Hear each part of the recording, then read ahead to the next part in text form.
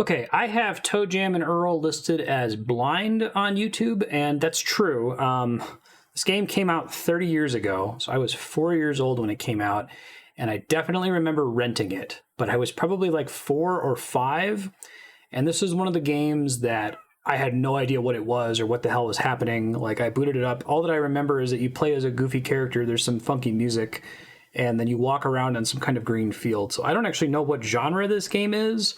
I just remember renting it, being confused for about an hour, and then returning it and getting a different game. So I'm excited to now play it instead of as a dumb 4-year-old. I can now play it as a dumb adult and maybe figure out what it's all about. I am going to be playing it on this Mega Drive Classics thing that Sega put out, which is very cool. I did some minor testing before stream. This was my first time checking this out.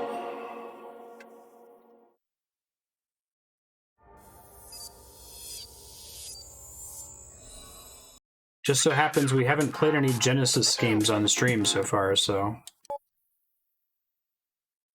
I haven't had to emulate it, and this is going to mean I'm never going to have to emulate it. I love how this is presented as this room. This is a really cool concept. You like pick your cartridge and it puts it in there. It's down at the bottom. All right. It says basically every good Genesis game to my memory. I'm going to do Echo the Dolphin with this at some point. All right, I love the 90s pattern on the sides. Let's switch to the 480p really quick.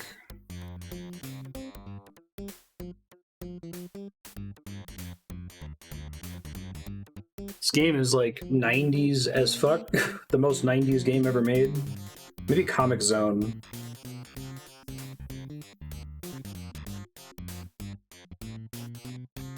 I'm excited to find out what the heck this game is, because I just remember being really confused.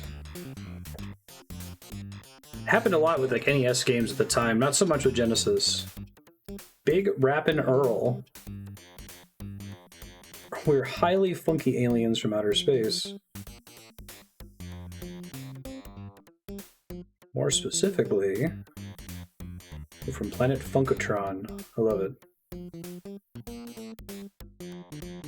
Darkest function. Nice. This is our highly funky, ultra cool, righteous Rapmaster rocket ship. Notice the megawatt speakers with which Earl and I have been known to crank out extremely funky tunes. What an awesome little time capsule too, right? Like, actually, like Mickey Mouse rapping like that.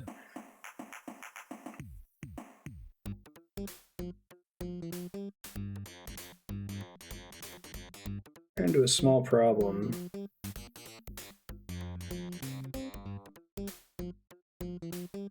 Cruising in our rocket, thumping out a funky beat. Big Earl said he'd like a shot in the driver's seat. They've been rhyming the whole time and I missed it. Eyebrows, that's great.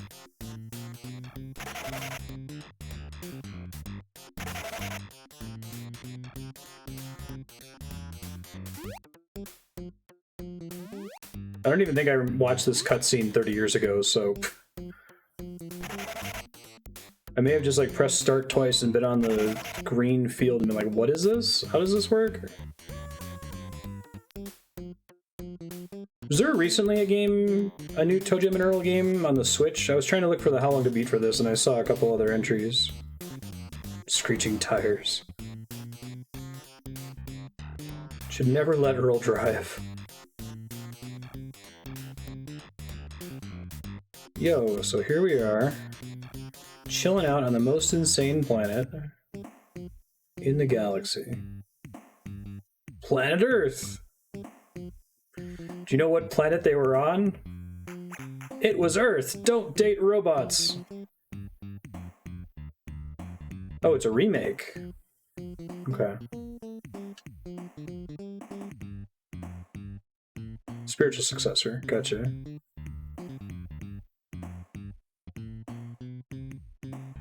Alright. Sick. Oh. Here we go. Oh yeah, I remember this being 2-player, because I tried, well, maybe I must have rented it after 1991. Let me hit the clock here, forgot to go. Because I feel like I tried to either play this with my dad or my sister. Let's do Toejam, I guess. Random world. Fixed world. What? There's random worlds in this? Alright, I guess I'll start with this. Maybe we'll try the fixed world later. Toejam is a wiener. Earl is on vacation. Okay, so this is exactly and only what I remember about this game. Being confused, walking around on a green field with a bunch of presents. Can I, like, access? Okay. High tops. And question mark boxes.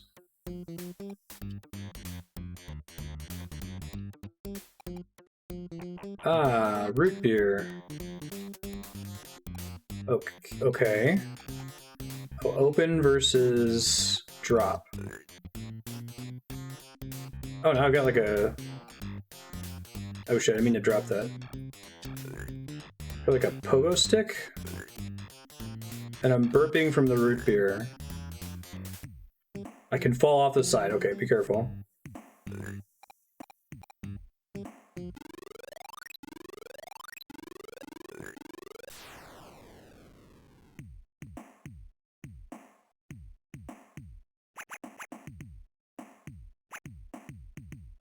I'm excited to figure out what this is after all these years. Probably 25 years ago for me. I didn't have a Genesis right when it came out. Okay, so I still have like the pogo stick, and I'm still burping.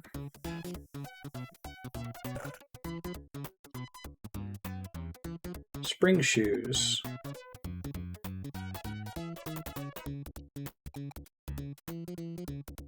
Okay, I guess I got another... Oh, wait a minute.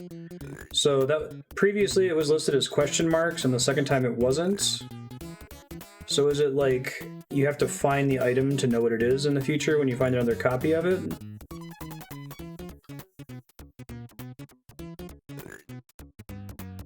This is definitely planet Earth right now.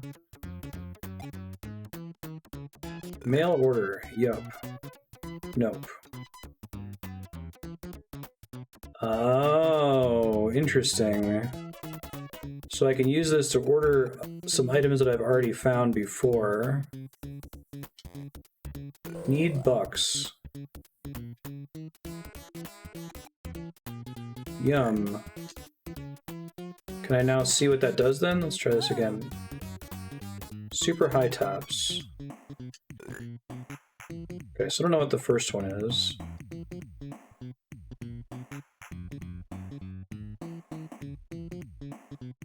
You open an item, you know what the box is.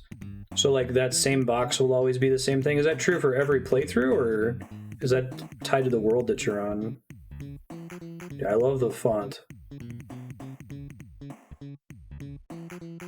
Soundtrack is sick.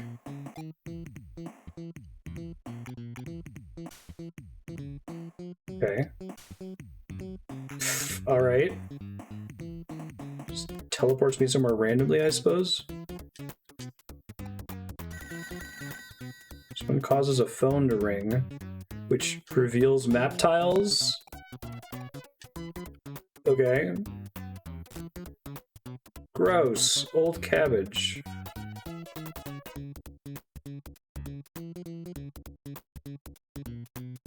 Per playthrough. Wait, is this like a roguelike game? Do you have to get upgrades every single time? And I was trying to figure out like what's up with the random world thing.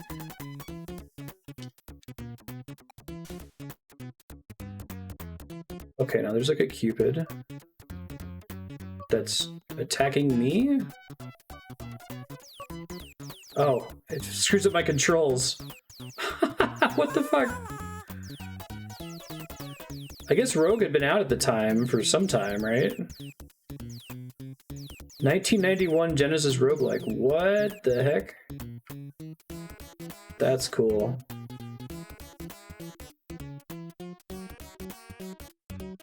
So you have like a run. All right, well, I won't ask more questions. It'll be fun if I discover how it works. Yeah, Rogue's ancient game. People didn't really start globbing on to making mainstream, especially not console games like it, for decades later, though. The voice clips in this game are engraved into your soul. Okay, don't let the demon guys touch you. That makes sense. I can pause. I can press B to check the map.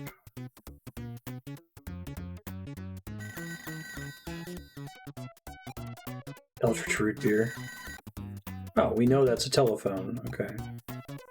Now it always starts me with 4 high tops. I'm gonna have to get used to the buttons here. I might try to remap them. Like the A button is menu and the X button is confirm. Hey Kiki, how you doing? Whoa.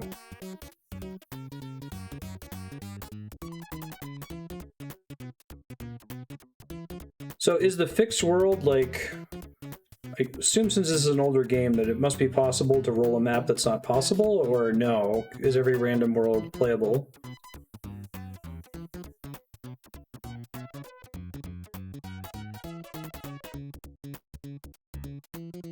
Yeah, no, I absolutely am gonna need that plaster. I needed the equivalent of an older sibling to, like, explain this game to me when I played it 25 years ago. Because I think I got about this far and didn't get it when I was a kid, and I just returned it to Blockbuster. But give me like an hour to try to figure out what I can on my own, and then I'll start asking metagaming questions. Random can screw you over? Okay. But the fixed world is like an authored experience that's beatable, and it's always the same, as the name suggests. I'm excited to start asking metagaming questions, though. So how does a co-op work? You both have to be on the same screen, presumably, right?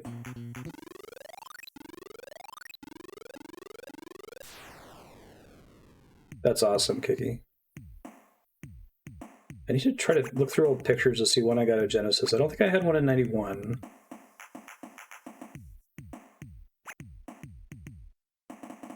Ship piece here.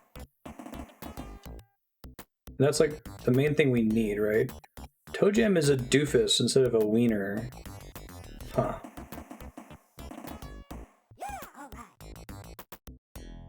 I don't know if that's a good thing. Alright, there's a hamster. Oh, and you move faster on the road. That's nice. Moldy cheese.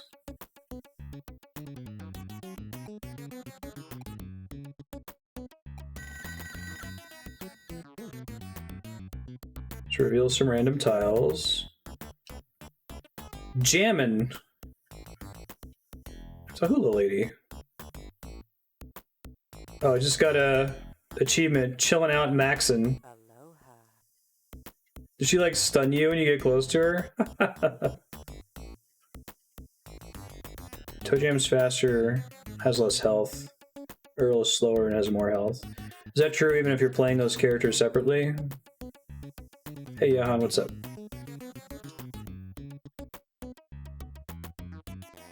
Need bucks. Okay, so I don't have any money.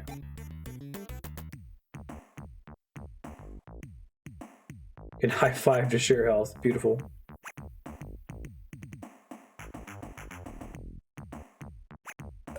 Wow! Fudge cake! Alright, that healed me, it looks like.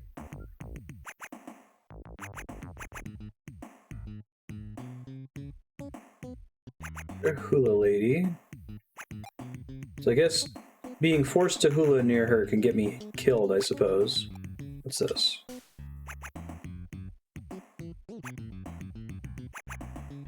Okay. Teleported me in the air and made me fall. I also hate summer, Johan. This game is cool. I need to go back in time to, like, 4 to 9-year-old me and smack myself.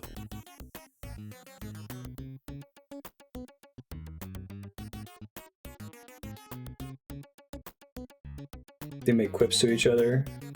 Nice.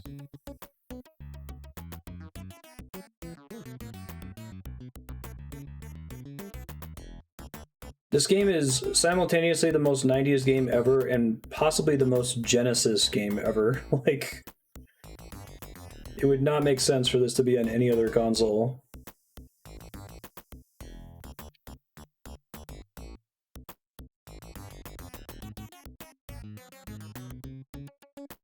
This is completely consistent with their like advertising messaging at the time about like blast processing and Sega do what Nintendo don't. Slingshot. Oh, I have it equipped. Okay.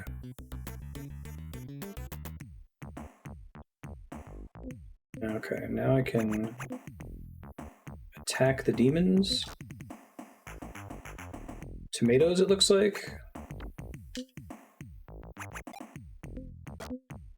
Interesting. Okay. Watermelon.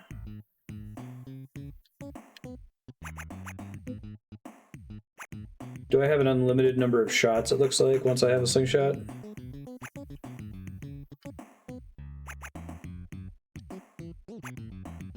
I don't think I ever got a weapon when I played this before. Now, if I progress past an area without getting the ship part that it says is in the stage, am I soft-locked, basically? Or is it going to be more stages are going to roll later that I'm going to get a chance to do? It's time-based. Interesting. Yeah. Could make sense if the buttons were laid out like the ABC on the Genesis.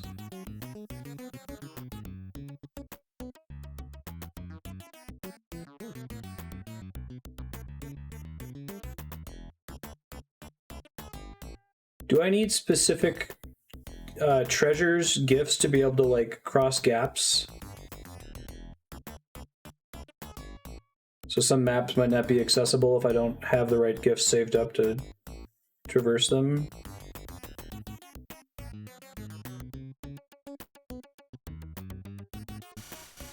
Oh, that was interesting.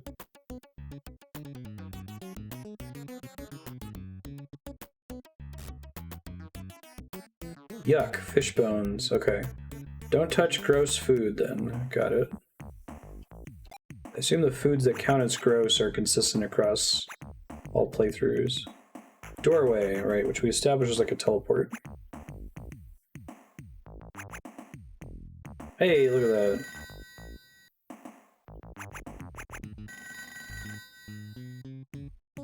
Super Funkomatic Amplinator. Okay, so that's...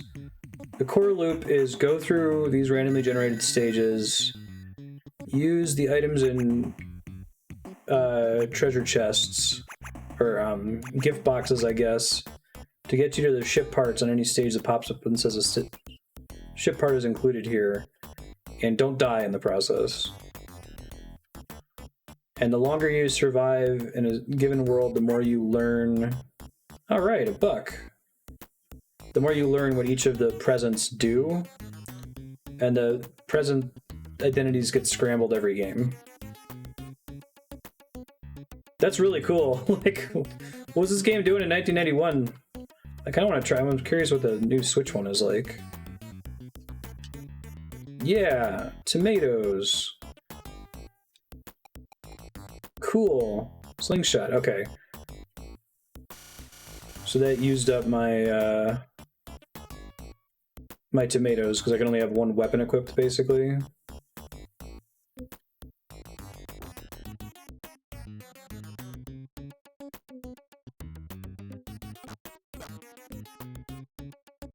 I've always kind of been aware of this game as a cult classic. I thought people were mostly just enamored by like the soundtrack and the 90s aesthetic. I didn't realize there was an actual like interesting game in here too. That's pretty cool.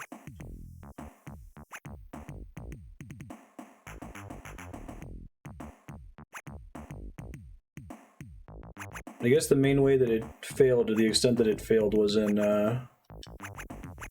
like communicating to a 6-year-old what the hell it was and what you were supposed to do and how it worked, right? Maybe because I rented it, I didn't get an instruction manual. Maybe the instruction manual did a lot of work. bogus.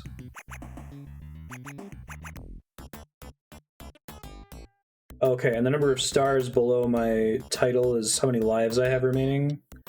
Whatever that box was killed me. Okay. I can leave once I have the ship part, presumably.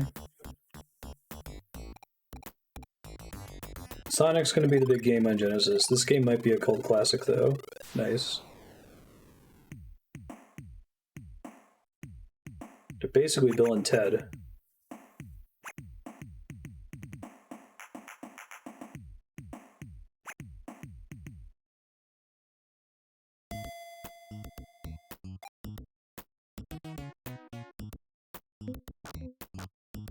Oh, jeez. That's a way to die. Because I'm not dead, I just took health damage. Yum! Alright.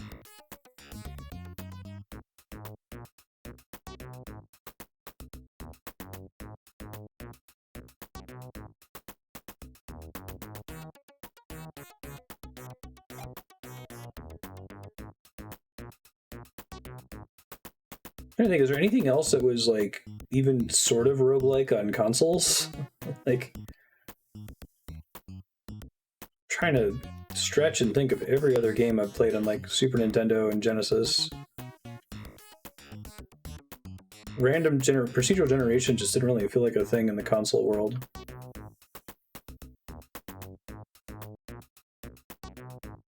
Yeah, I could hear that.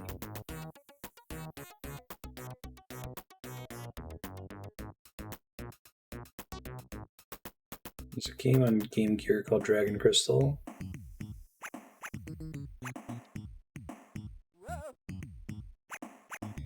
So there are bees. Try to not get killed by the bees.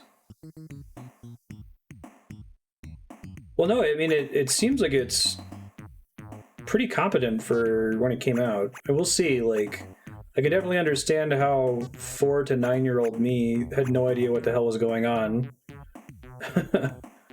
So, like, the conveyance aspect is a problem, but... Money!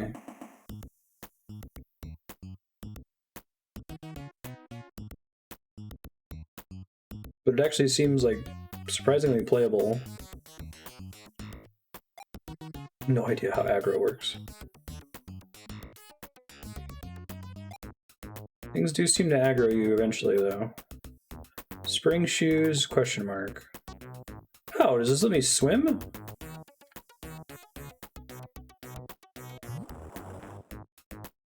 Cool, but don't get eaten by the shark. Okay. But then every activated item I have is only active for a limited time, so it's probably a good idea to open question mark boxes so I know what they are when I get them in the future, but after that I probably want to save the item. Yo, what's that? Oh, okay, that makes sense. I'm on board with it. Let's do it. Jetpack Santa Claus.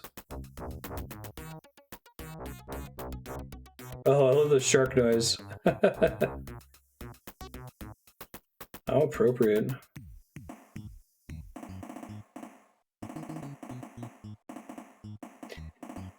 Mystery Dungeon games have always kind of rubbed me the wrong way.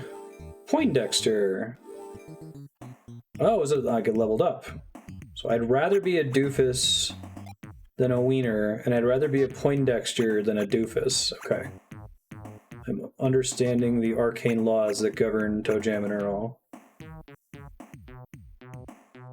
Yeah, if you're just opening every chest, you might open something that's bad at a bad time and get yourself killed.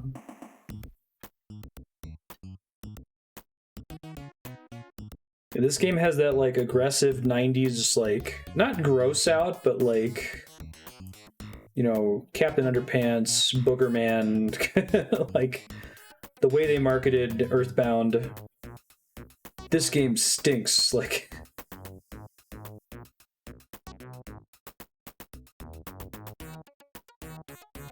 like, middle school edge?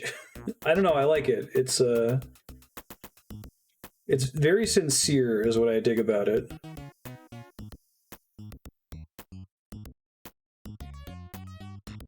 Like, you can imagine I would have been aghast that the game said wiener when I was a kid.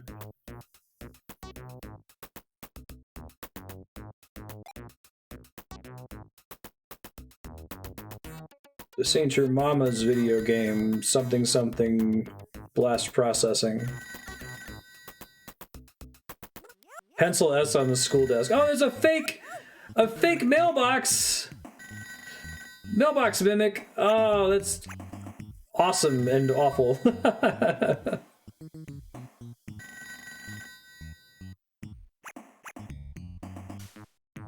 Okay, so you have a limited time to get to the phones for map reveals. Gotcha.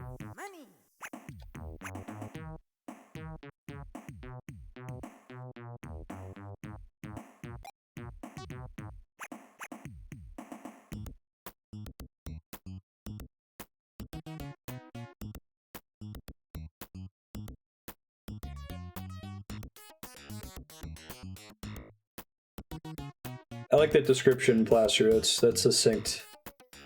Pencil S, drawn on the school desk, though, right? Not in the notebook. It's a little bit edgy because you drew it on the desk and you weren't supposed to do that. Maybe you were chewing gum in class when you did it.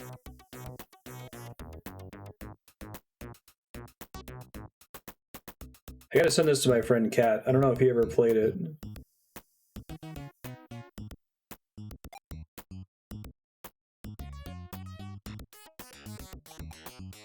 Ah, so I have a decent amount of inventory space, it looks like. Okay. That... Oh god. Okay, I'm lucky I didn't die. I suppose that's a reason to not just randomly turn shit on. I assume you can fall off? Okay, cool. Very cool. Rocket skates, got it. Is it like a decoy Toejam?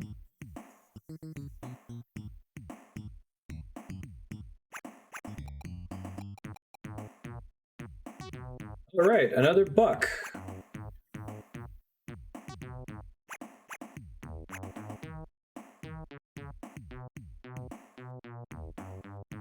It's cool.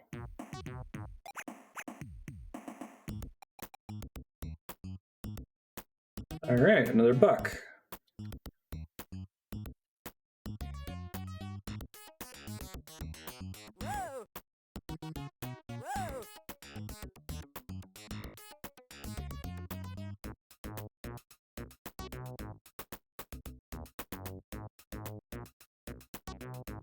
Able to go further east here? Let me try that. Thanks for putting this on your subblock. This game is cool.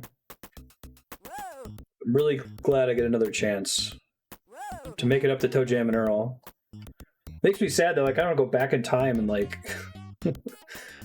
re-simulate reality. What if I had gotten super into Toejam and Earl in like 1994 or something? How would that have changed the trajectory of my life? If I got it. If I had like a cool aunt or uncle or something to explain what the hell this was.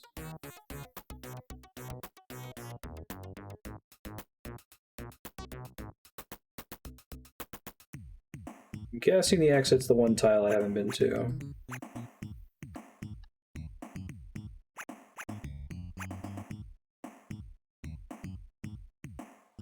Toejam and Earl jackets? What do you mean?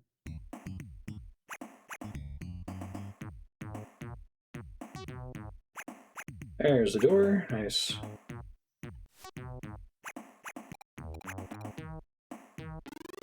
Mass Effect came out when I was an adult.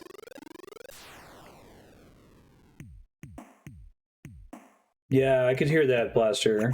It'd be a fun one to play with the family, especially with the co-op aspect. And it not being particularly, like, dexterity demanding. Ship piece here.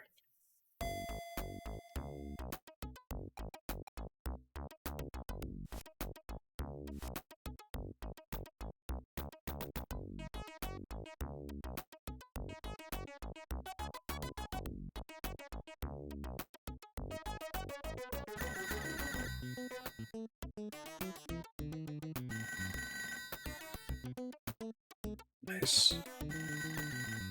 See some food up there, which it seems like you don't want to eat food if you're already at full health, right? I love the sound of the Genesis sound font. I wish more, oh god. 3 zombies ate my neighbors.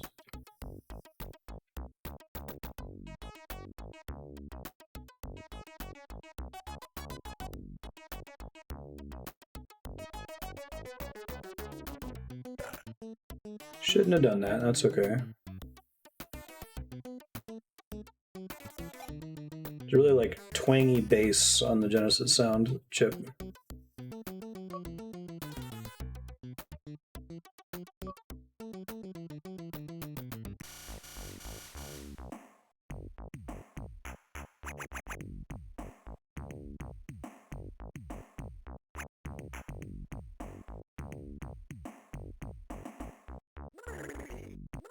Alright. Mimic mailboxes. Okay, they're not a guaranteed kill if you detect it and start running right away and kind of.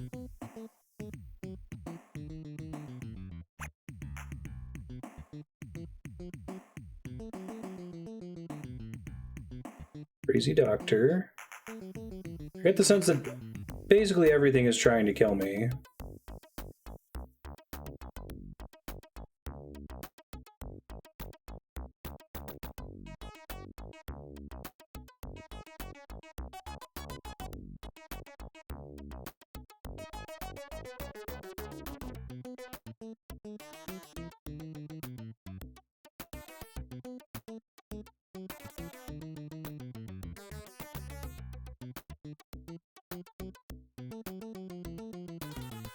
There are NPCs that I can talk to that won't kill me? Okay.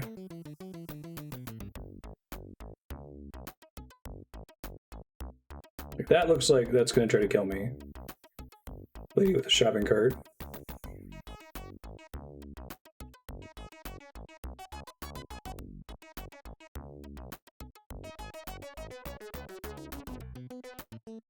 Got $2? Yeah. Oh, that's cool. Okay, so the old man who is a carrot identifies things for you. That makes perfect sense. I don't know why I questioned it before.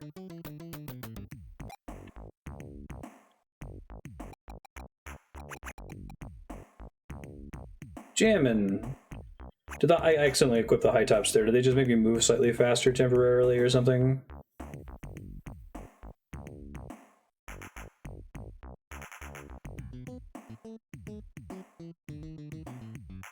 Yeah, he seems pretty important. Is it generally true that the slower moving NPCs aren't hostile? Like, that doctor does not seem like a friend.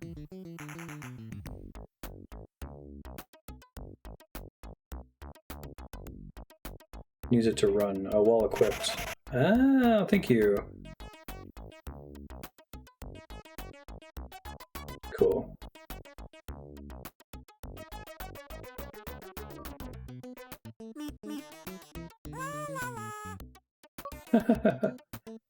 Oh, is this like a sneak option if I don't have anything equipped?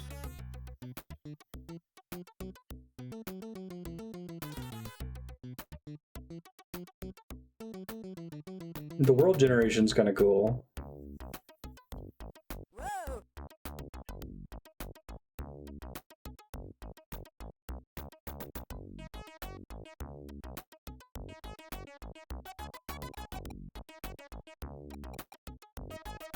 Assume the doorway just takes you somewhere random on the stage.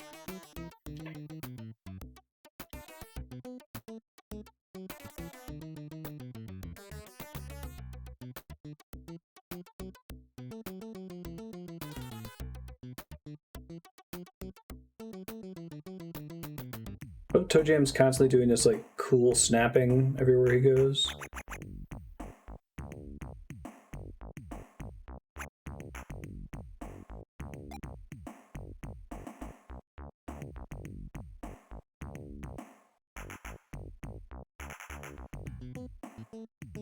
No?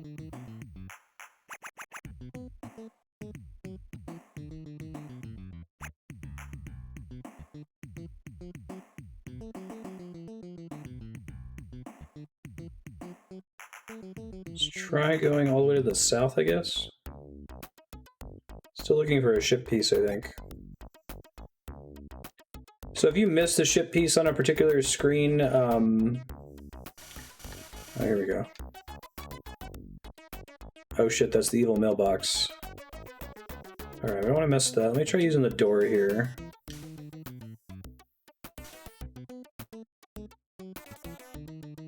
Oh, that put me pretty far away. If you miss the ship pieces, they're just going to keep generating levels until you get it, basically.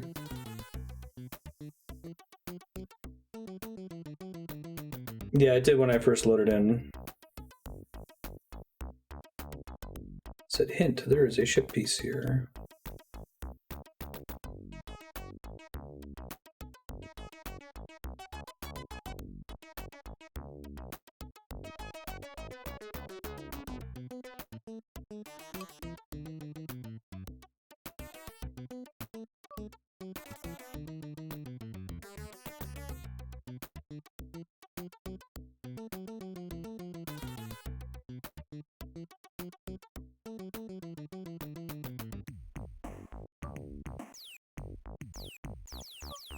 God, the control switching.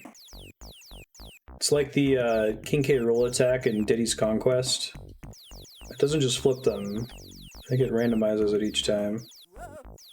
Makes it easy to fall off. There we go.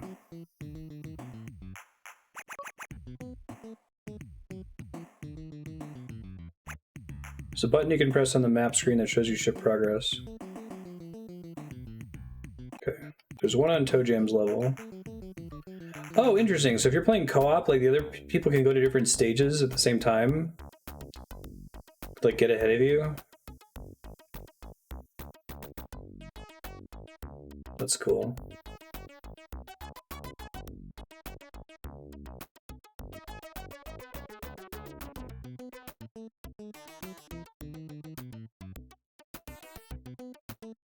Cover that quadrant just to see if there was a map expansion.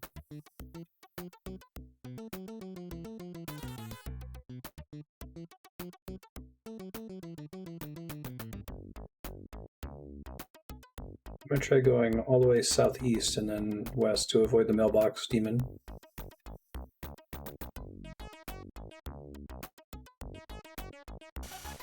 Hey. I think that's a helpful experience. Is there any way to see those? Just you play the game enough, you start to get a sense of where they must be, basically.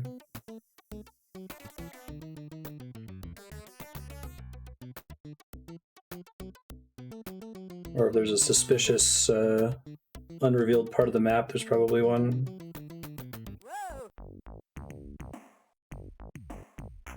You never need to go all the way up to a ledge to trigger it, right?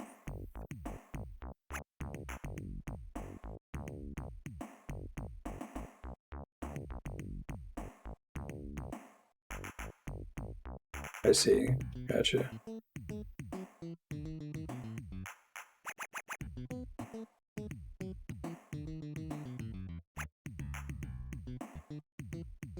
Right. Procedural generation and all that. Bummer.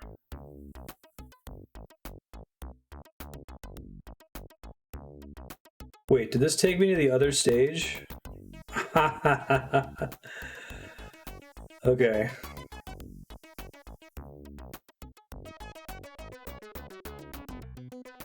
So you also take... Did I take damage from falling or from getting hit by the lady or both? I think that's an evil mailbox.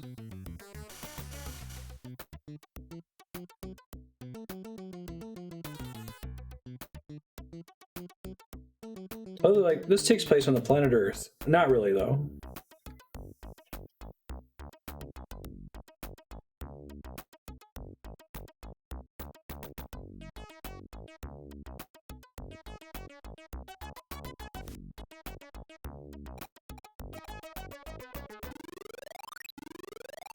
I see.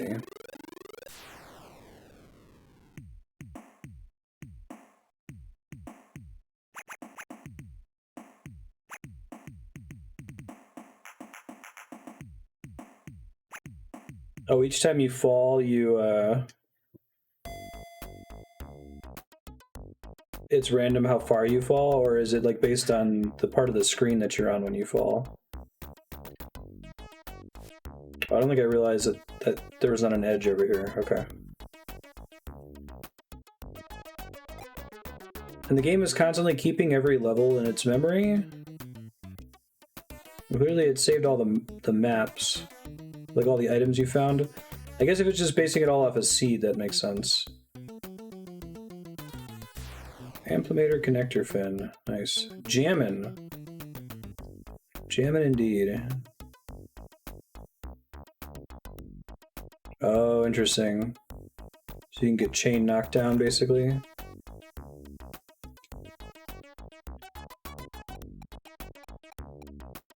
Decoy. Root beer. Alright, so different kinds of presents can have the same item in them. Gotcha.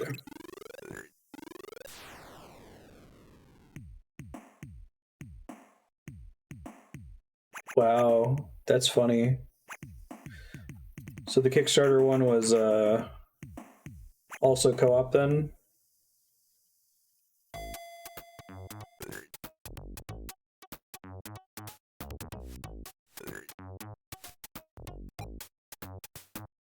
Burping is like an aggro mechanic, maybe? I'm interested to find out.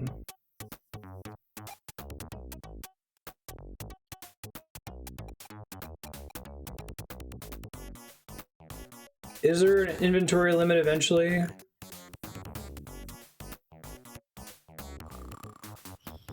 Okay, so that could get me killed if that was around an enemy.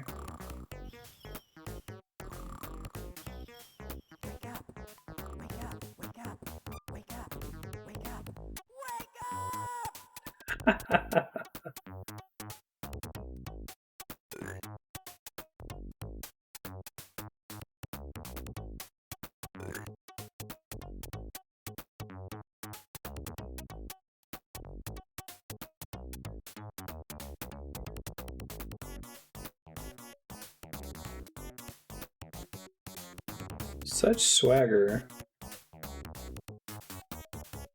This game is Nickelodeon as fuck too.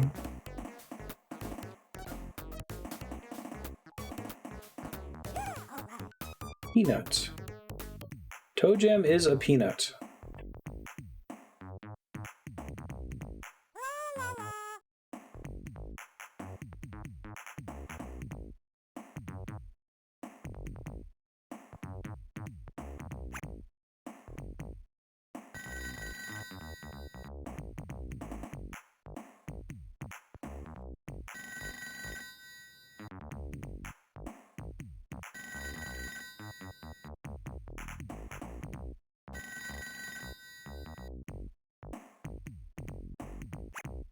Nice. No pieces on Toejam's level. Oh god! Bummer indeed.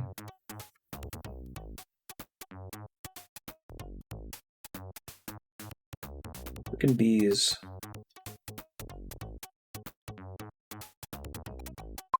Oh, no, not the bees! Not the bees! Very appropriate.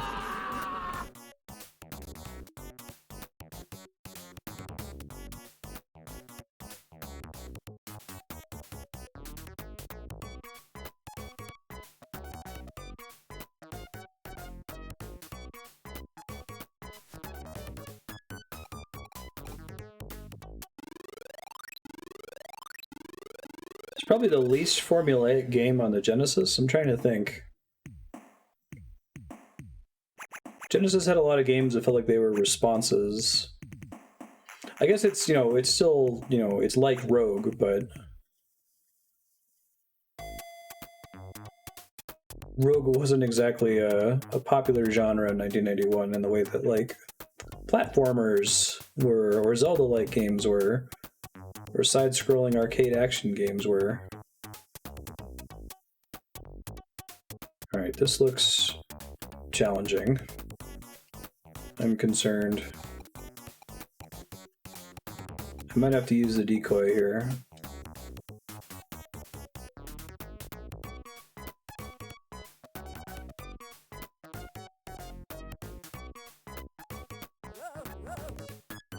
Lack of weapons gonna get me in trouble here. Go over the decoy. Yeah. Calculated. I mean, that is what I intended for it to do, but I'm surprised that it actually worked. All right, a buck. Oh no! That's a thing.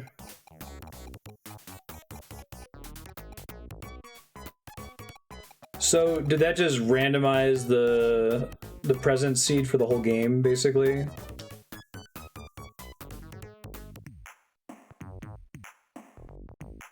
As though I started a new map. All progress is lost. And also, I guess once you get the randomizer, like, you no longer know... You don't know what the randomizer is either, right? It's based on the core mechanic. Okay, quicksand. Dude, talk about 90s. Media back then really convinced me that quicksand was something I was going to have to be worried about as an adult. Not like, you know, taxes or my credit score, but quicksand.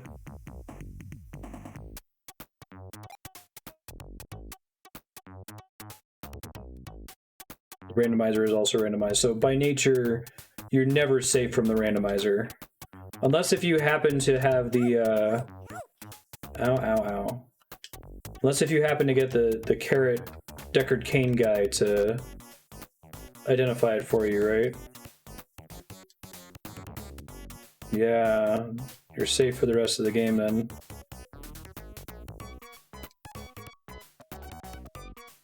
That's cool. I like it.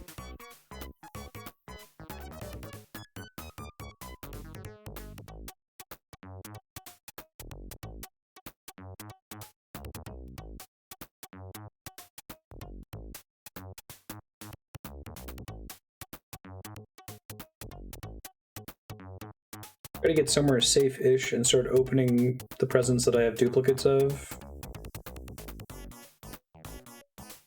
Yeah, I'm digging it so far. That's pretty cool design, too.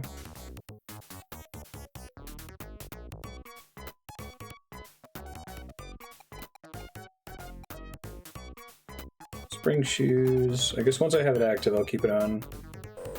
And then I can press a button to make... Okay, gotcha. So there's a do button all the time. Oh god. I'm gonna get fucking wrecked by the mailbox mimic. Most dangerous enemy in the game.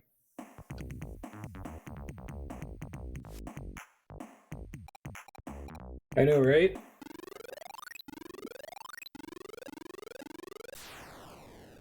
The bogus mailbox. Non-heinous mailbox.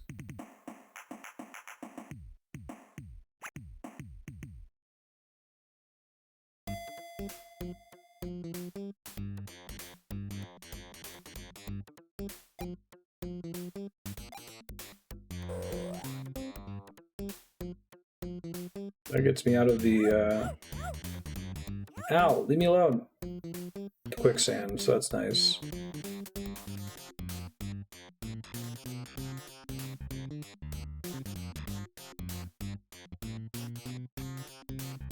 Alright, so I missed. Did it say there was a ship part here? No pieces. Okay.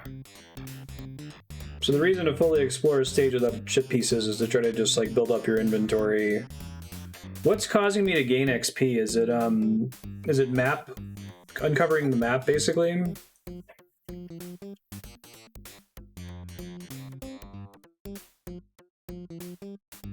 Let's see. Okay, I got the decoy.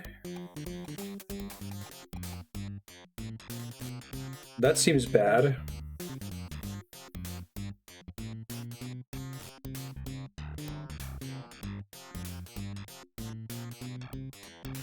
Opening rather than finding presents. I don't know if I have any more food. I might have to start spam opening shit here.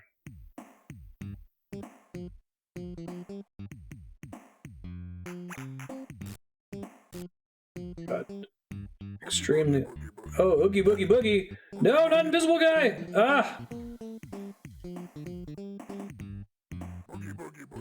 This is my last life, okay. There is a 0th life. Don't Oogie Boogie Boogie me! Go away! Oh god, I'm gonna get killed by this hula lady.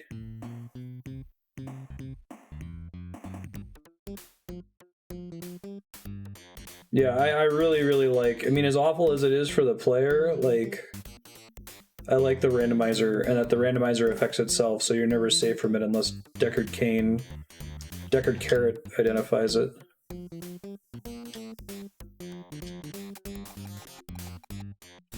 Oh, that was a mistake. You continue to sink in quicksand. I can press a button to jump.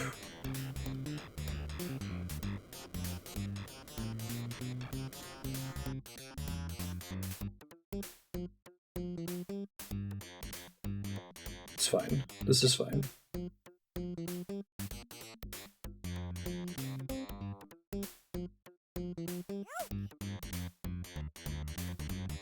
Mm-hmm. Oh, no, not the beast! Not the beast! Ah! The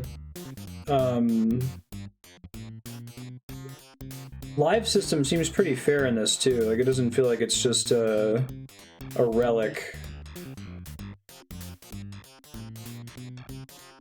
Like, it makes the game even more forgiving than it probably normally would be. Sup?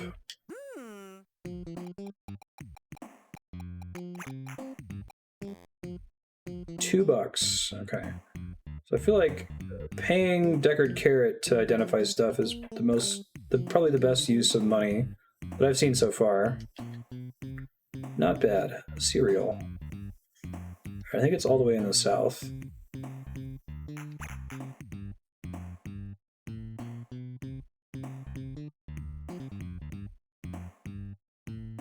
So do we expect that the 6-hour How Long to Beat is like for an experienced player to clear one run, or like over multiple runs to get a map that's suitable for beating the game?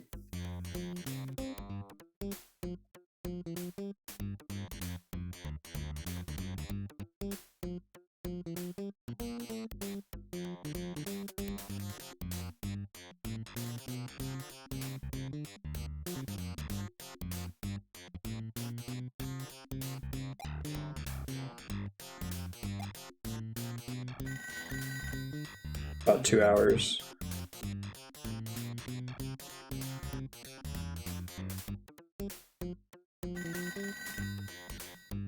Hear a phone nearby.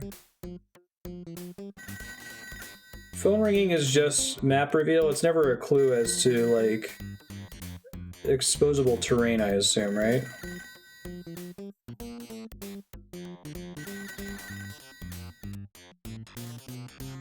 Hope I did. Do. Can you drop me off somewhere that's not open space? That would be great. I assume it just has a random chance to drop me every second that it's moving. Oh, I can press a button. When I press B, is that would cause me to drop?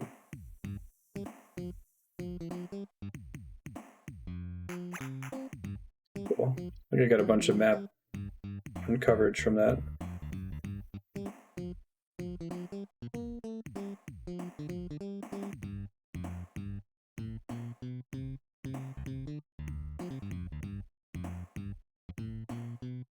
What happens if you fall on the first floor? Do you just die? Lose a life, basically?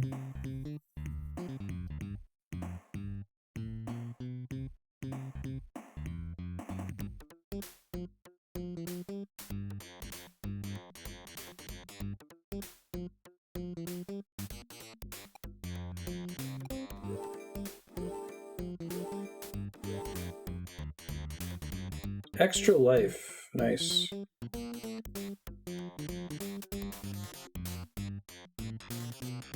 I was just getting eaten by a shark, basically.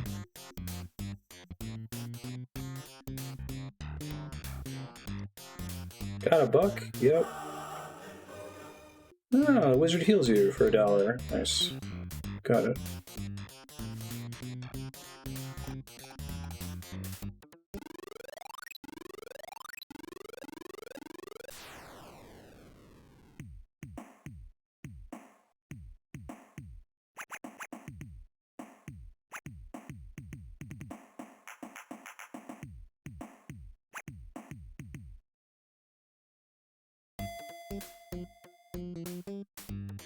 Watch out for the sandstorm.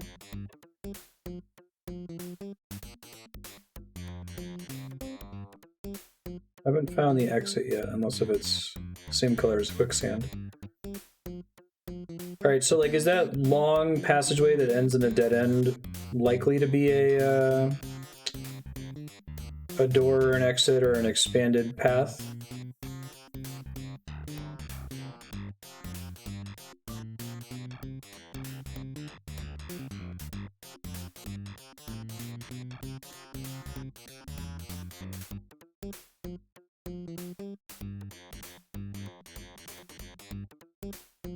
Doesn't look like it.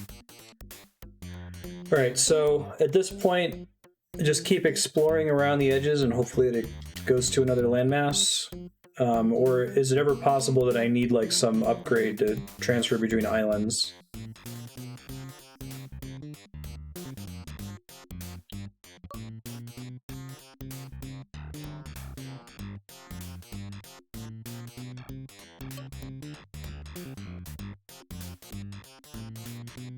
I don't know if I can clear this.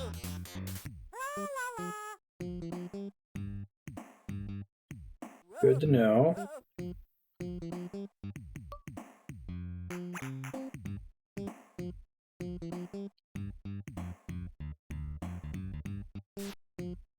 Shouldn't be able to generate a map you need an item for. Okay. There we go.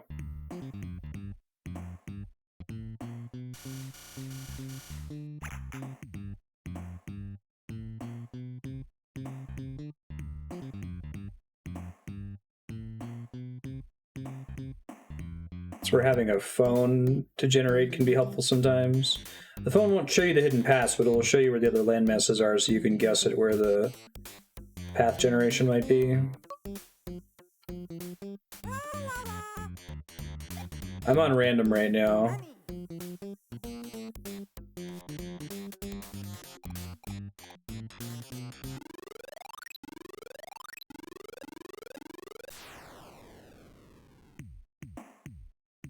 If I die, I might try Fixed World, but I'm kind of enjoying having no idea where any of this is. Is Fixed World literally just a set seed? Like, or did they actually design it from the ground up to be played for the first time? I assume it's the former. Let's see, do I have any duplicate presents? Not really.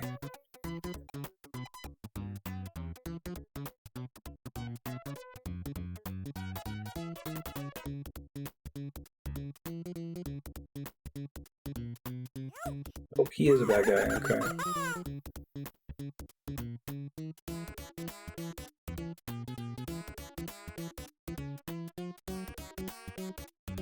Earl is on vacation.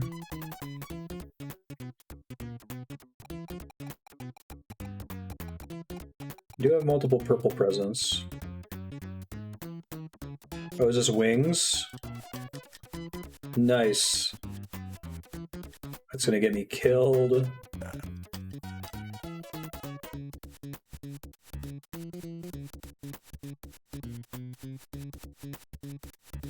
Fly too close to the sun here.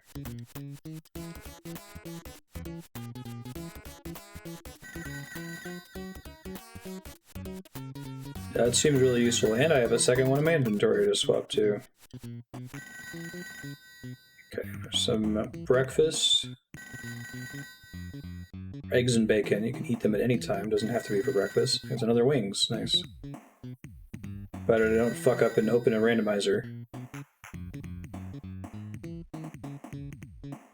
Is that... okay, that makes sense.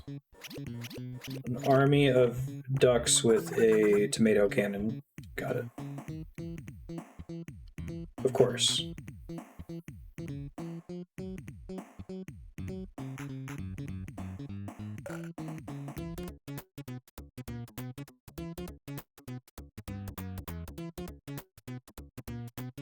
No pieces on Toejam's level. Alright.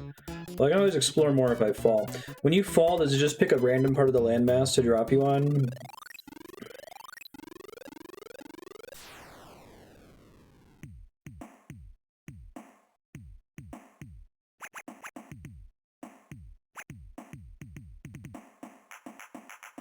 I had gotten into roguelikes when I was 9.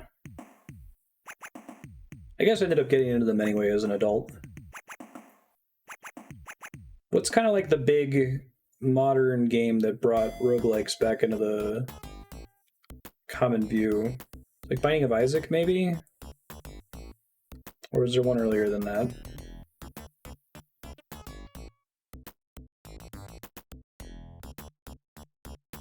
Spelunky 2, yeah.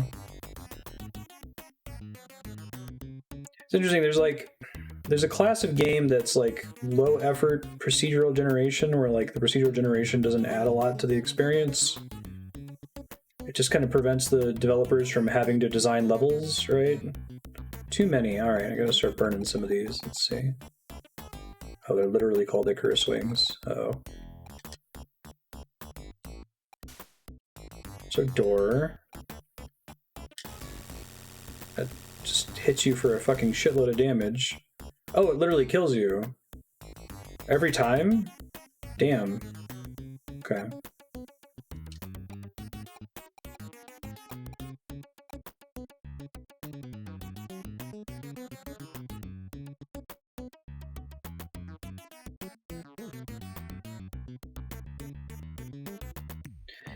Yeah, like, the mystery dungeon games and, like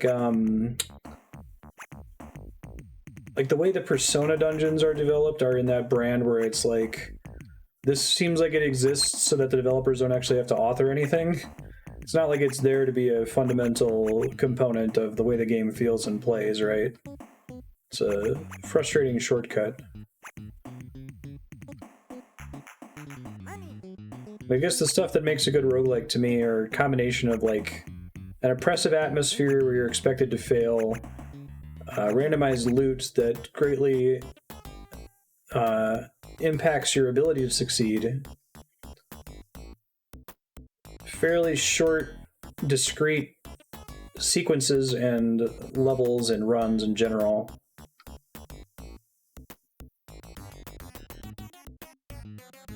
I like, you know, the momentum of building up a good build and then the stress of like, am I going to screw up now that I have this really good build going, right? Or the chance of something going suddenly very, very wrong on you. Earth seems fitting.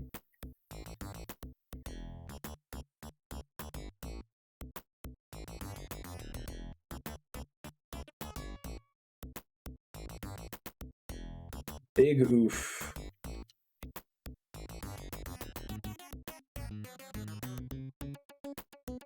I think this game meets the definition in just about every way.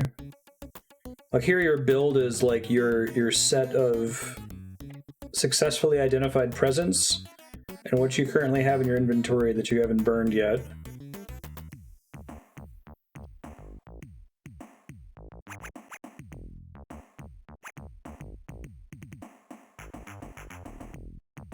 But I could imagine the hype of like getting a run where you happen to get the you get Deckard Carrot to identify the randomizer really early, and then like the stress after that of like not making some stupid mistakes and getting eaten by a mailbox or something and losing the god run, you know?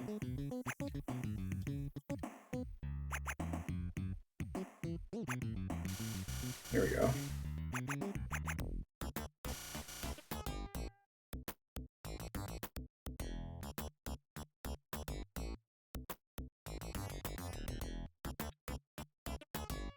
Is the only way to get money by finding it on the ground or opening it from presents, or does like leveling up or other activities produce it as well? Moldy cheese we want to stay away from. God. Just won't quit with a social commentary.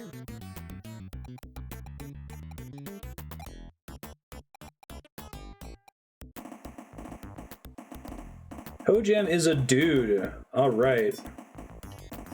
Now I can plant rose bushes. Rose bushes. Presumably our traps. Rude ass mole stealing my presents.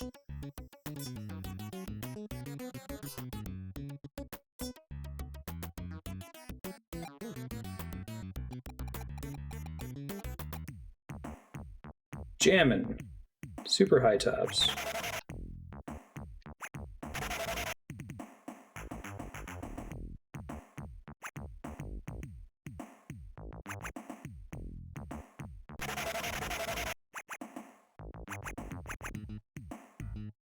Roguelite, does it have cross-run progression? That's really the only difference between like and light to me. I kind of got the sense that if you like game over it, all you've gained is knowledge of how the game works, but nothing's going to carry over to your next run.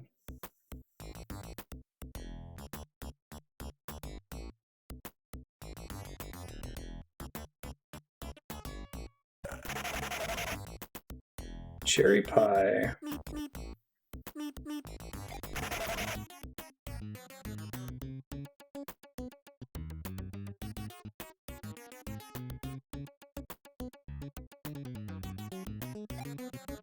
Is that another Icarus wings? Oh man.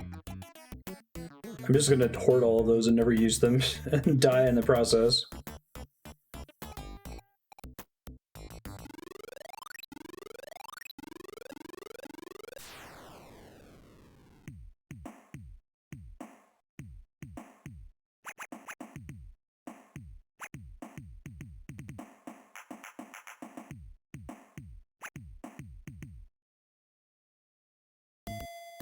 Yeah, this game's a delight so far.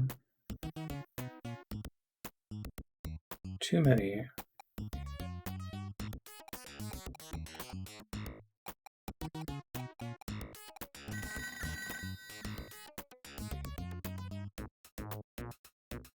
I ate the fungus by accident.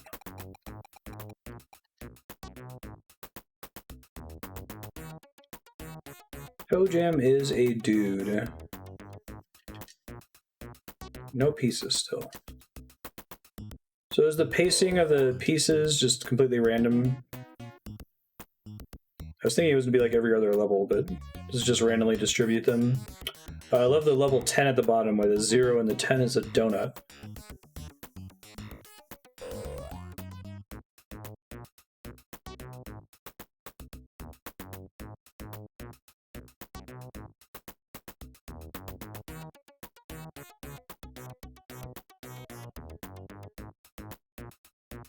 Ooh. Juke the sandstorm.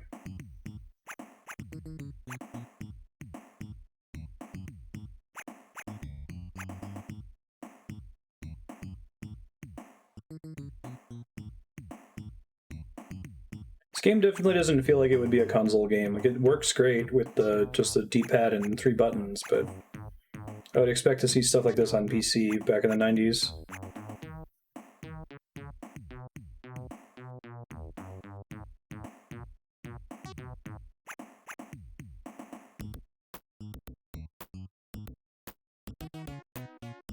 Oh. I think it just randomly dropped me before. I happened to press a button right when it did. Just pray that it doesn't drop you over a ledge. Womp womp. Bummer.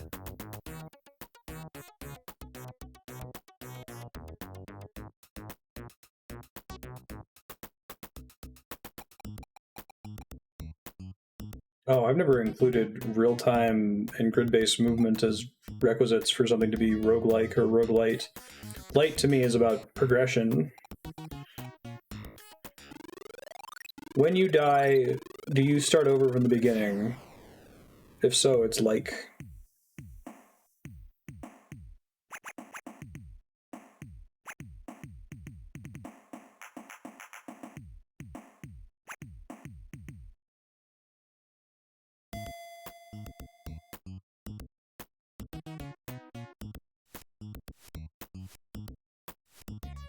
What's up? There we saw Santa the jetpack again.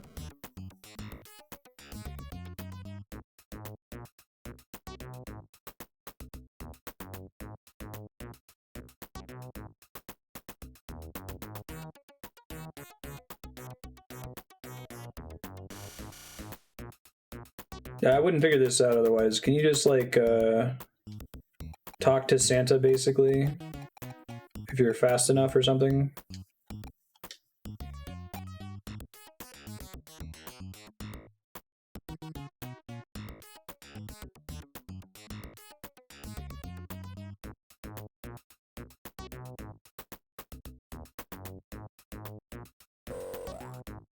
You sneak up, you can. You just like loaded with presents then, probably. I guess we'll try next time.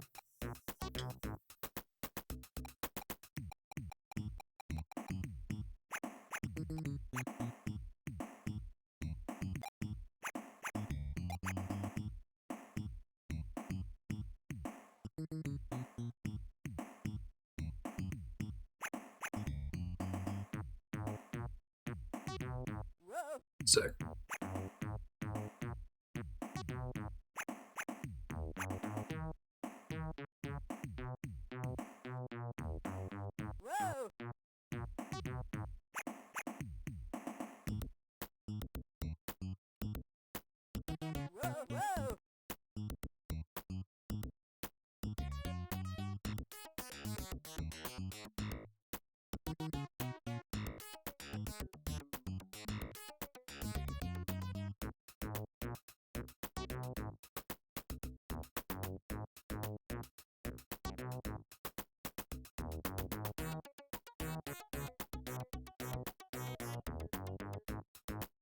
You have to use that like optional sneak option.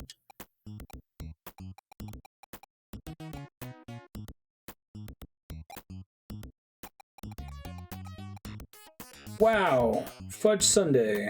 Nice.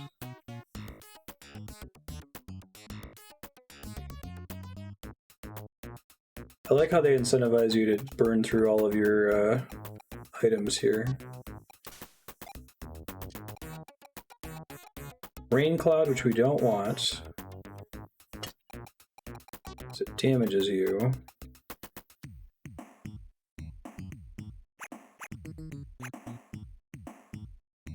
Money.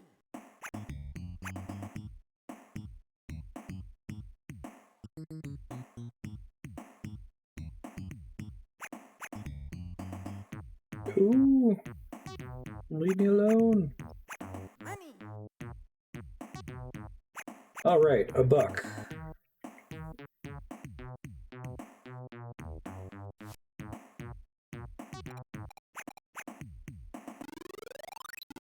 Just so I can like keep in my mind how I'm doing and the like how many possible maps are there? Does it go all the way up to 99?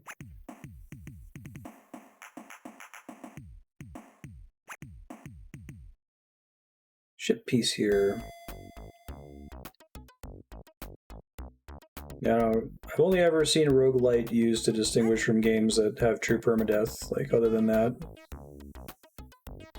I guess pedant's gonna pedant, right?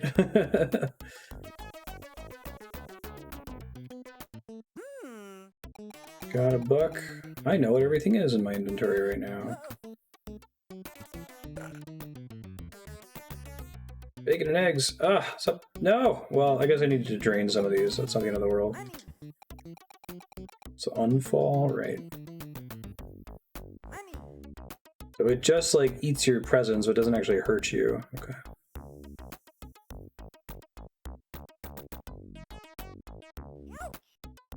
Watch out for the damaging. Oh, they're gonna eat all my presents! No! Need to pop a Icarus wing to fly over them here.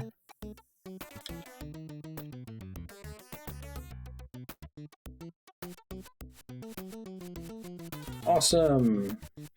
Okay, now I have room for more presents, I guess.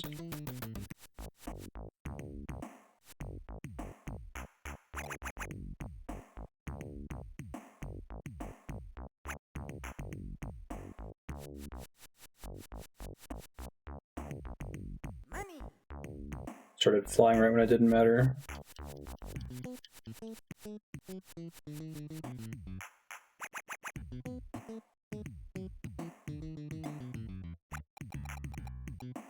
I'm getting nervous about.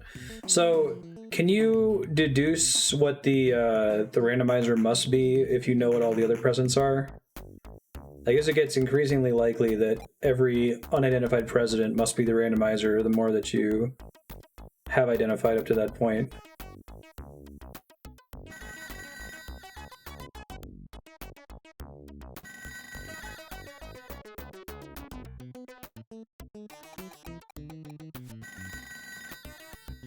Is she an enemy? $3, yep. Stop eating my shit.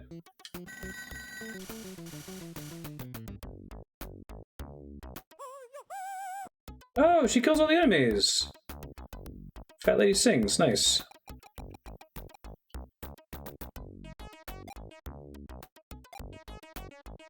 I see.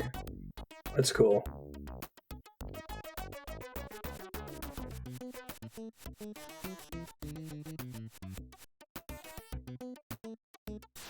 So once the exclamation point fires, it's already too late, basically. Okay. So you got Wizard Lady heals you, Deckard Carrot identifies your shit. Viking Lady, no! Kills all the enemies on screen.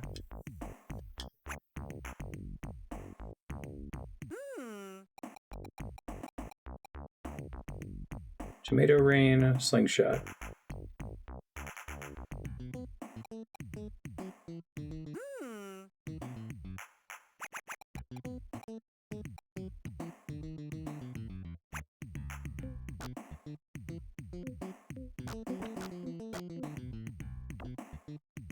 You do get some XP for fighting enemies. Is it from enemies dying or from you killing them with your items? I'm wondering if the fat lady counted before.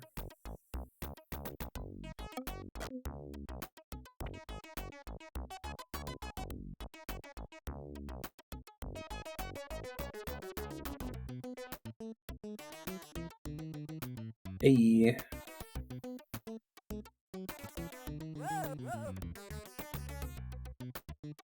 Left megawatt speaker. Critical.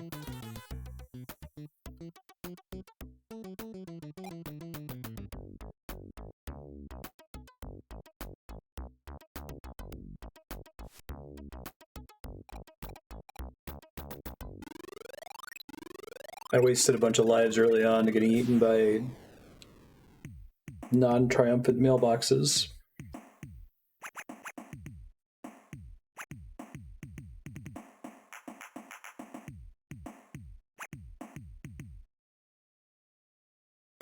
Hell.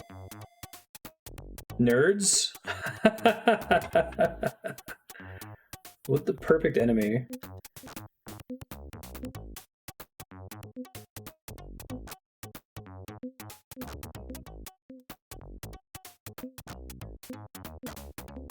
Pop the nerds. All right.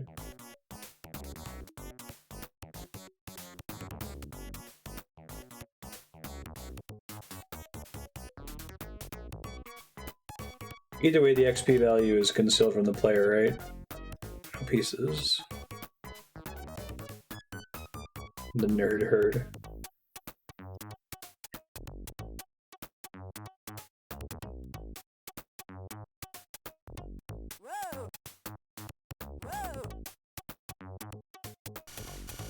Okay, thank God.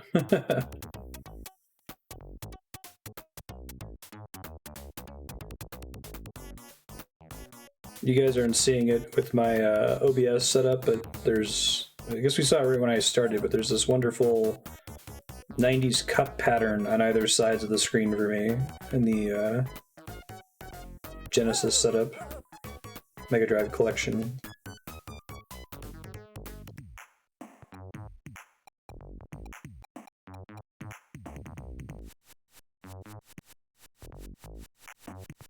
Oh, you can see it on the present menu? Oh, cool, thanks.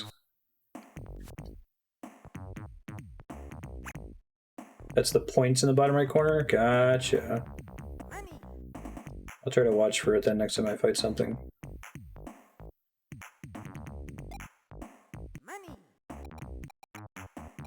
Watch Sunday.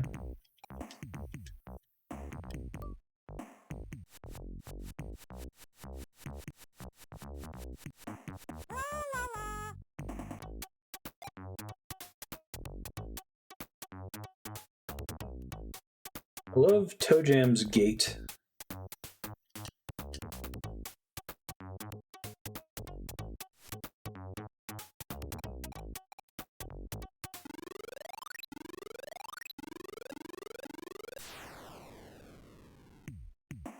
He walks like a cool dude. Is the sequel to this game any good? There's a second one on Genesis, isn't there?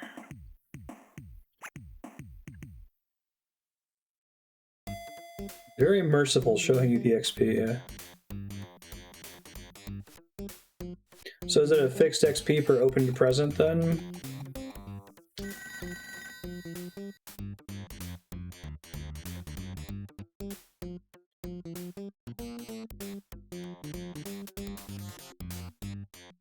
It's different, huh? Interesting. Tomato cannon ducks. Let's get away. You're a side scroller? What? How could they? They cave to pressure, they cave to like brand familiarity through like commercials and shit. Let's make a game that's not going to be confusing to 9-year-olds like it was to me. I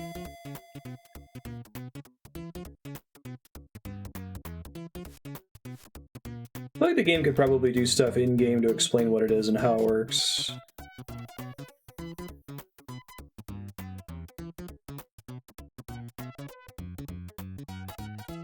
I guess this is actually kind of an issue. I was trying to get Andrea to try Hades, and she played it for a little bit, and she's like, I don't get it. This just seems like a game. Like, just like a normal dungeon game. Why is this cool? Like, she had played Slay the Spire, and she understood, like, the deck building component, and, like, how it was random, whether she got the build she was going for, and how that was kind of cool and exciting. But Hades doesn't really explain, necessarily, that's what this is when you start playing it, you know?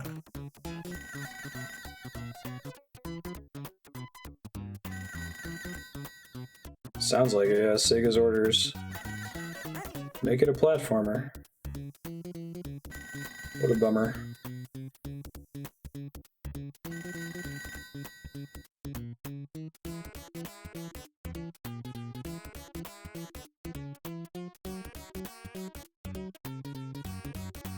Rocket ship windshield. Nice. Jammin'. I'm just gonna assume every mailbox is a mimic because the alternative is it's not worth getting the items.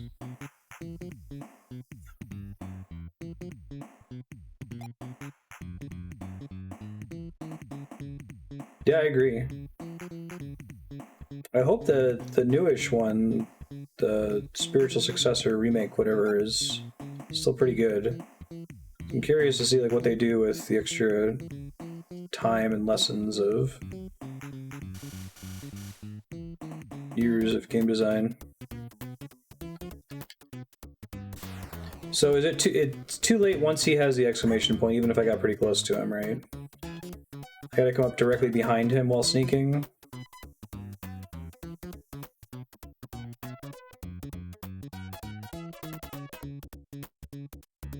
Do you have shared lives in the co-op, or does each character have their own life count?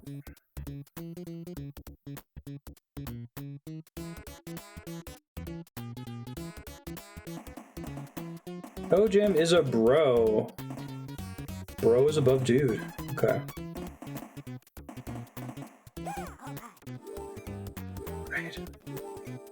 Got an extra life, which I very badly needed. Thanks, game.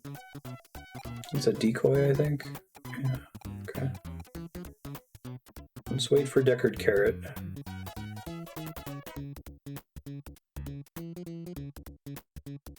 I know, right? Those guys are the worst.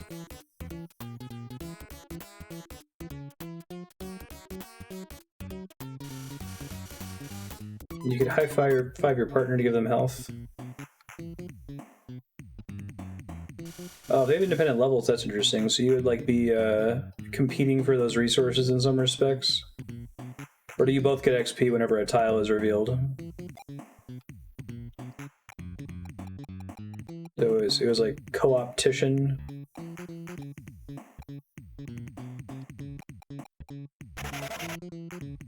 Jammin'.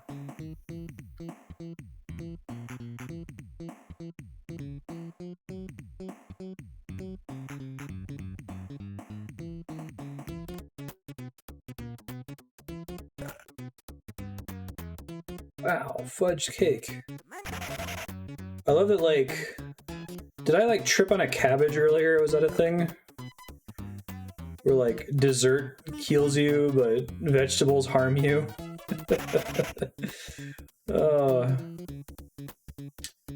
Nickelodeon AF. This kind of predates, like, what we all associate as being prime, goofy, edgy middle school Nickelodeon, too, right?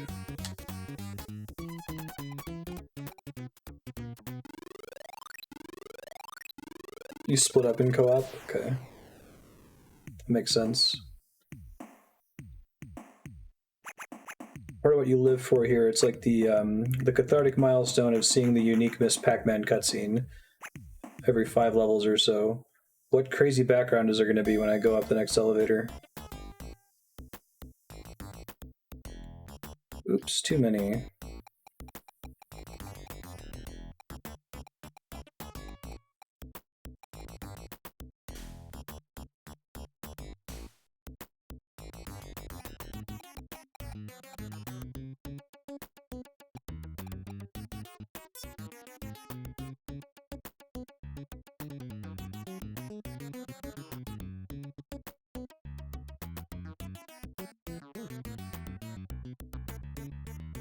Is a rocket ship piece on this level.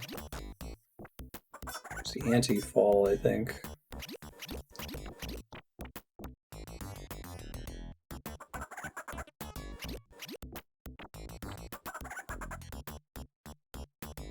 You live for the bowling alley backgrounds, like... I was briefly doing post-playthrough reviews on stream, and I kind of like that idea of what are a game's cathartic milestones? Like, what are the things that you look forward to during normal play that you're just excited about? Oh yeah, what a wonderfully timed Helga. Shit, I proc that on myself there. No, stop! I need to deactivate the rose bush.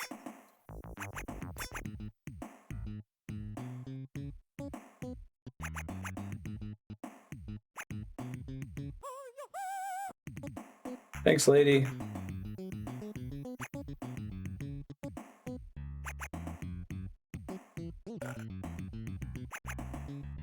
Getting a new shrine or finding a new tower in Breath of the Wild is like a cathartic milestone.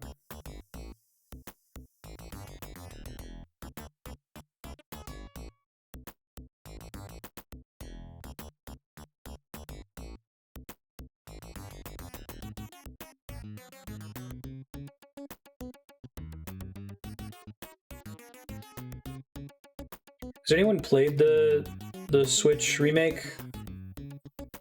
Reimagining?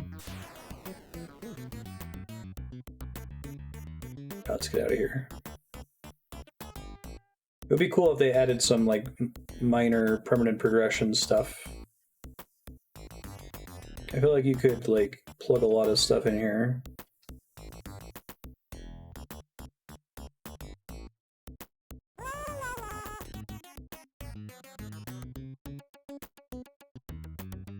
It's cool that they use sound to alert you to nearby NPCs that are just off screen.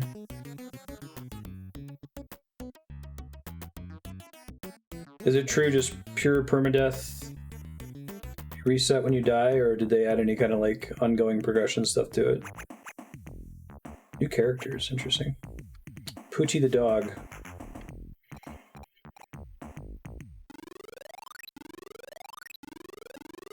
Yeah, it's interesting. Like, I would be afraid that, especially if it's the same team that made this game, that they would be under pressure, since the game is such a cult classic, to like reproduce this as closely as possible instead of like make the actual sequel to Toejam and Earl, you know? That's too bad.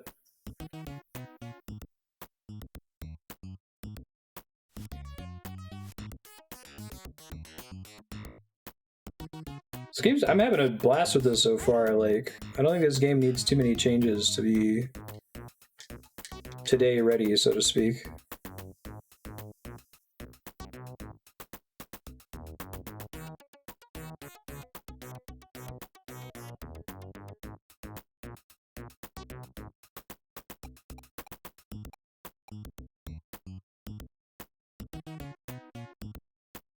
Okay, dude ran away.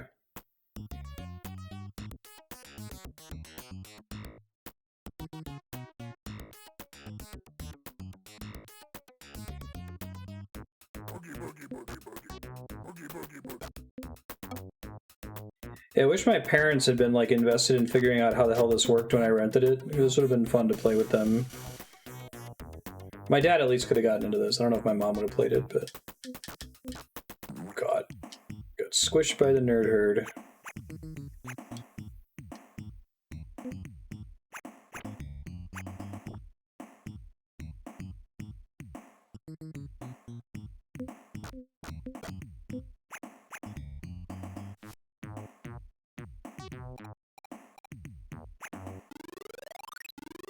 Yeah, I appreciate that they threw this on the Genesis collection.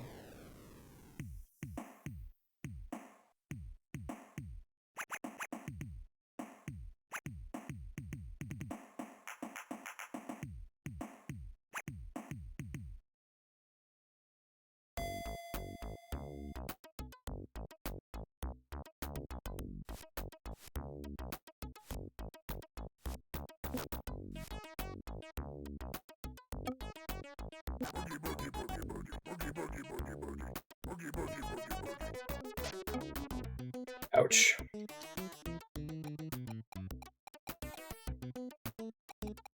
Yeah, I imagine it's kind of like FromSoft games where like people are particularly incentivized to be gatekeepy about it.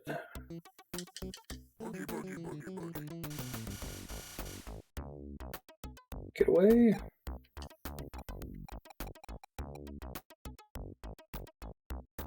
Food isn't necessarily good if it's a food present, okay? Good to know.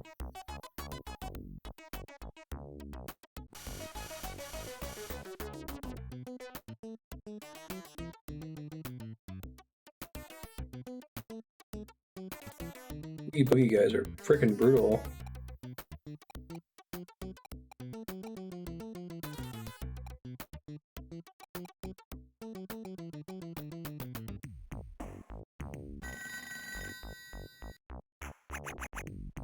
Now does that, am I safe from those, but it hurts enemies?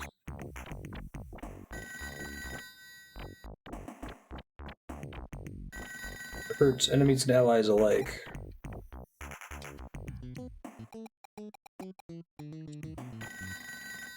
Alright, another buck.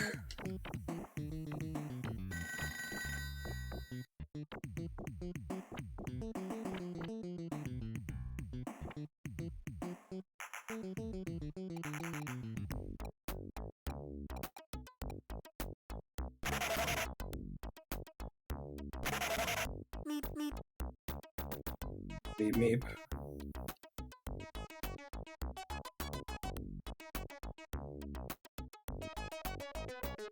Wizard would be great. I'll take that. This level is full of these invisible Oogie Boogie guys. It's brutal.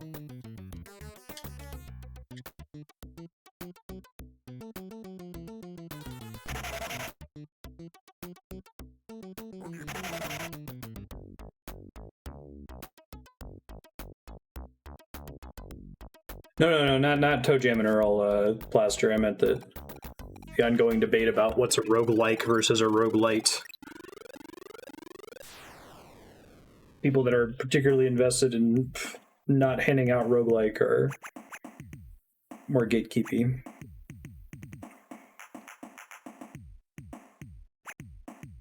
All models are wrong, but some are useful.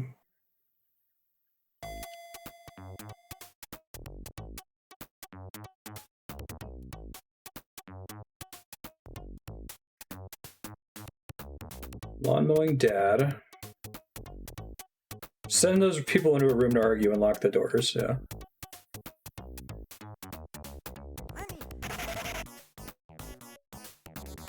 Rabinon's proposing that the meta progression is less critical than the grid-based and like enemies move when you move mechanic. Which, it's my first time hearing that, but apparently Wikipedia backs it up. I agree with Give Girl. Alright, let's see. Rocket skate's almost certain to get me killed.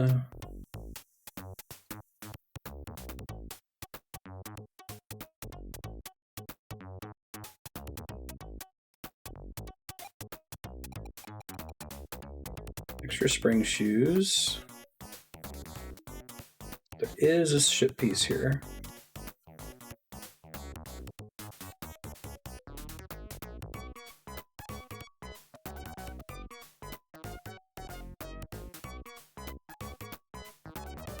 I really like Toejam's walk cycle. You notice how like one of his shoes is in shadow throughout when you're walking sideways? They clearly had fun making this game.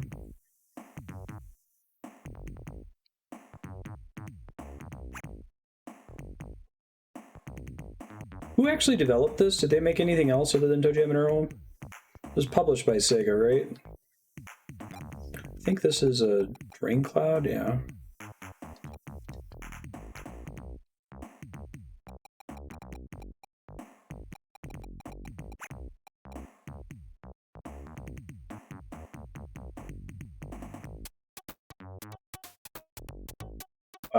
That's a specific name.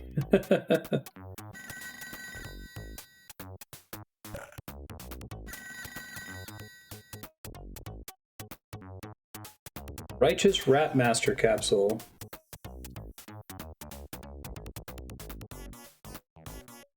My death is imminent, I can feel it. Doing pretty well on ship pieces here. They like go after the rocket skates to like get around the map really fast. Yeah, I was thinking about that. Like, I don't think I could control them. I mean, the Toejam games and O'Reilly's draw a story. Huh.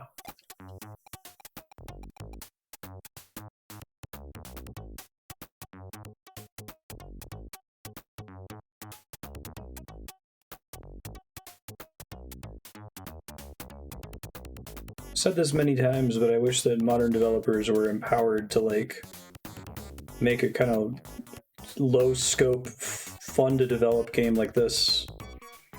Indie devs can do that all day, but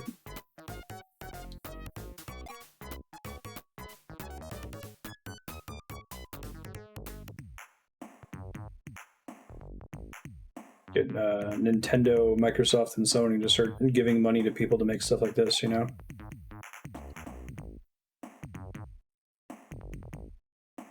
AAA World, we learned to sculpt and stop painting for some reason.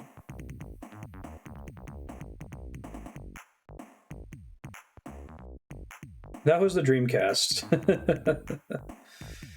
Yeah.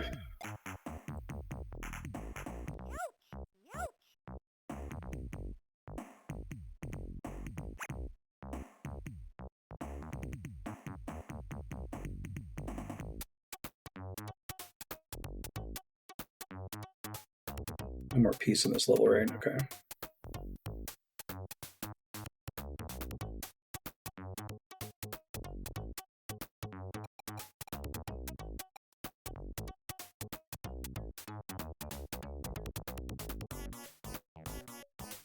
Sega's continued to do that since becoming a third-party developer, right? Didn't they pay for Sonic Mania? It was effectively an up-jumped fan game. It's a GTA-inspired one on Xbox? What?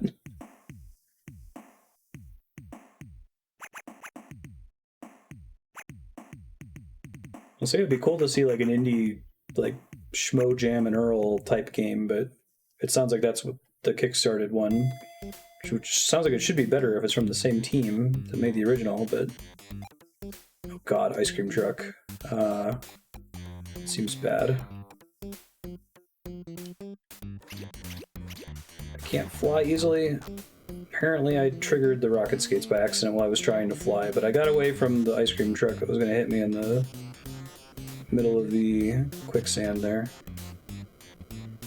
There's the exit. Fortunately, I lured a mailbox mimic directly to the exit, so hopefully that doesn't screw me later. Okay, try to remember that's up here. I picked up any additional extra life chests? No. Oh, was that gonna kill me? Okay. Oh god! Okay, it despawned once it flattened me. Oh, that sent me really far. It didn't despawn, it teleported away. Okay, rocket skates, go. Oh, bummer. You tried. Yeah, like from a developer that was really passionate about the original games and was like also willing to change it up. That'd be cool. All these games, this, Evo, ActRaiser, old school games that are kind of one of a kind that no one tried to make a follow-up to, right? Or response to.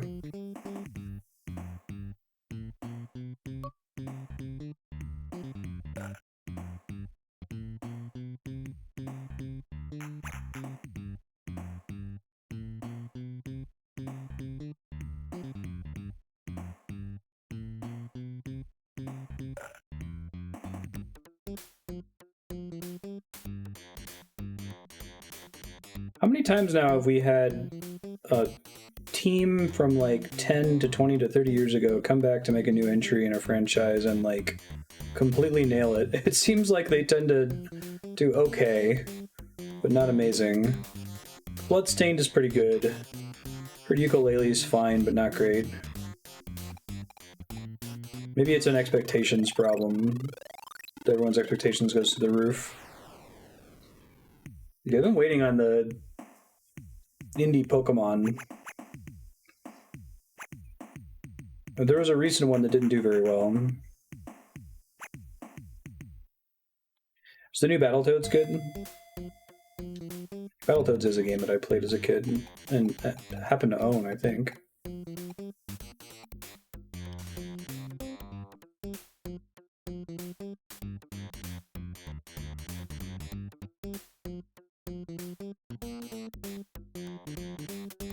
Does the door always teleport you to a random part of the level?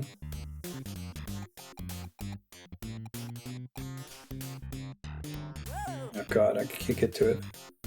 Oh, but I can walk on that. Okay, good to know.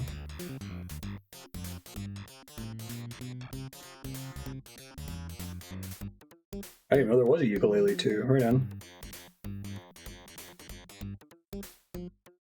A lot of the complaints I'd heard about Ukulele 1 was that it was like, you can't just make Banjo-Kazooie again with all the lessons we learned about platformers. You gotta apply some of them.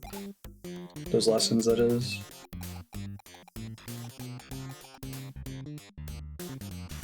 I like Donkey Kong Country. Huh. Oh, Monster Rancher. Give Girl, for the longest time, I knew people liked Monster Hunter, and I remember playing Monster Rancher when I was a kid, and I just confused the two, and I'm like, why did that Monster Rancher game get so big in Japan? Monster Rancher is the one where you like you would put a CD in your drive for your PS1, and it would scan it, and then it would generate a monster based on the CD. And most of them are just kind of randomized based on the info on the CD, but there were a bunch of monsters that were specific.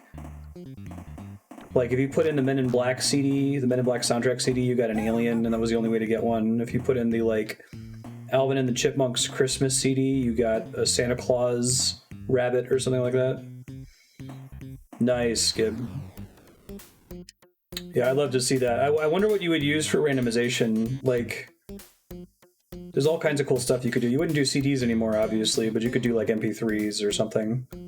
Have some specific files that gave you a cool, unique monster. They're not cheap to pick up? Oh, damn. I owned Monster Rancher. My parents sold all of my PS1 games at some point to a pawn shop, and that included, like, Suikoden 1 and 2, which I think are both pretty expensive now.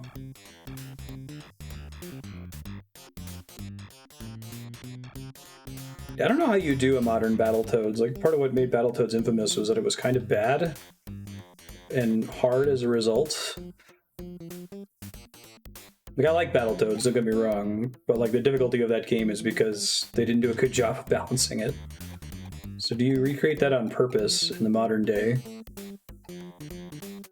And if you don't, are you basically just making a yet another like side-scrolling beat-em-up that happens to have Ninja Turtle rip-off characters in it, right?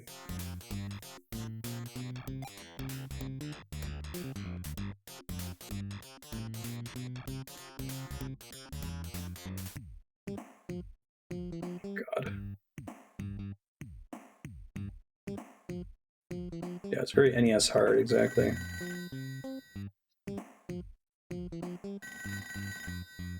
Does this pretty much just move a random tile, every tile for a certain number of seconds, and then drop you?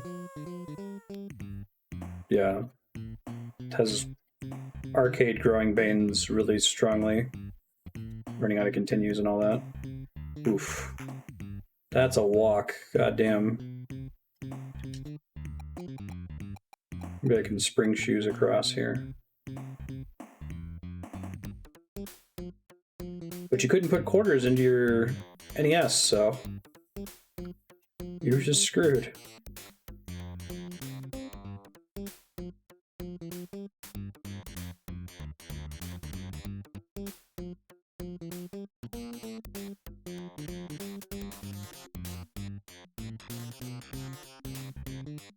Oh, really? There was a digital release for them? Okay. Good. It's just completely random. Is it a set number of seconds before it drops you, or can it drop you, like, immediately? Pray to Orange Jesus.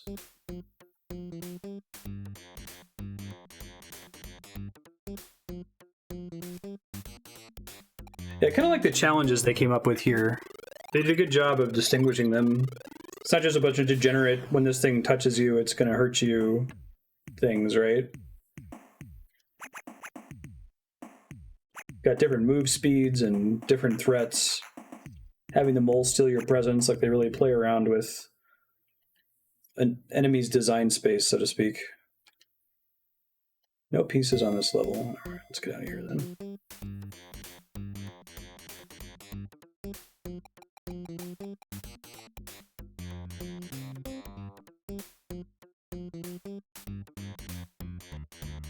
Jim is a homie. Homie beats bro beats dude. Makes sense.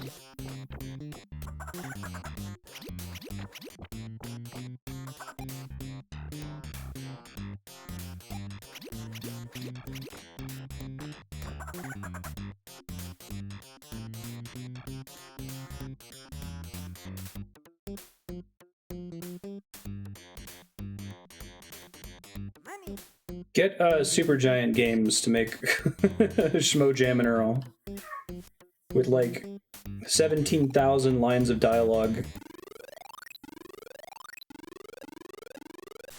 I want to be able to romance the dad pushing the lawnmower after talking to him 700 times. Also draw him with really, really, really great over-the-top art. Ship piece here. Cool.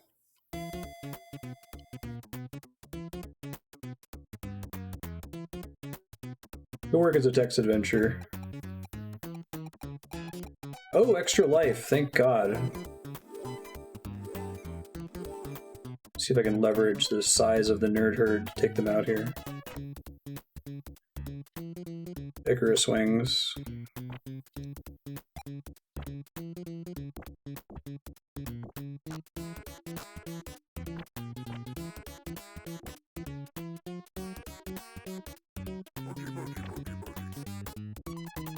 flattened here before I can kill any of them.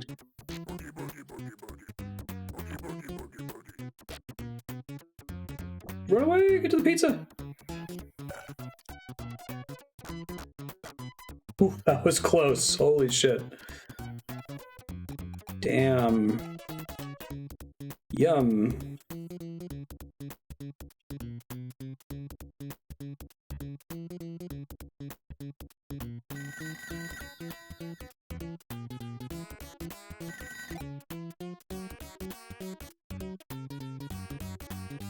Alright, nice. That doesn't happen very often. The phone revealed the location of the,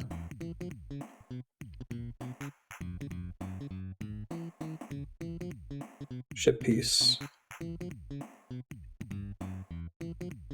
I really like that each of these maps is huge, and like exploring the map is extremely dangerous. So like you kind of want to get the ship piece and get the fuck out, but also like there's a good incentive to explore more to get more presence and the like. So I think they balance those two things really well.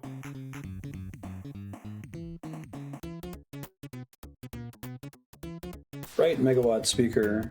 We need one more ship piece. I'm so dead.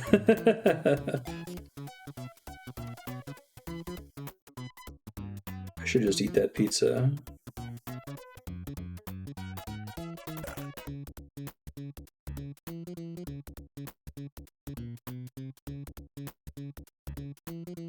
Go away. Leave me alone. Hey, Lucky.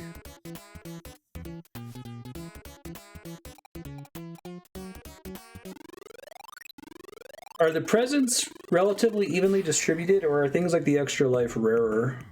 Oh man, that is a background. I live for these. It's literally just a sprite sheet with some random shapes drawn on it. Ship piece here.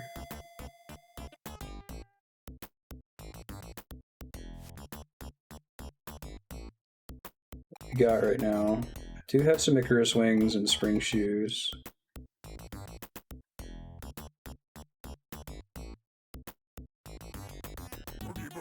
So you could get a seed that just has a ton of good stuff like extra lives.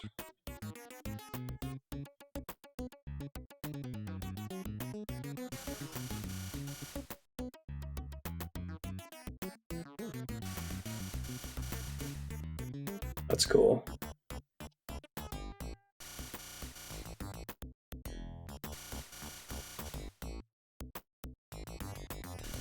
I think so.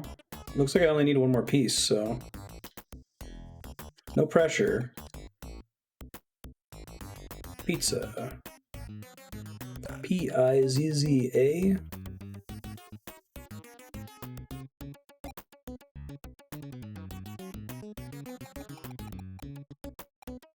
Extra buck, and I got a fudge sundae, which is nice.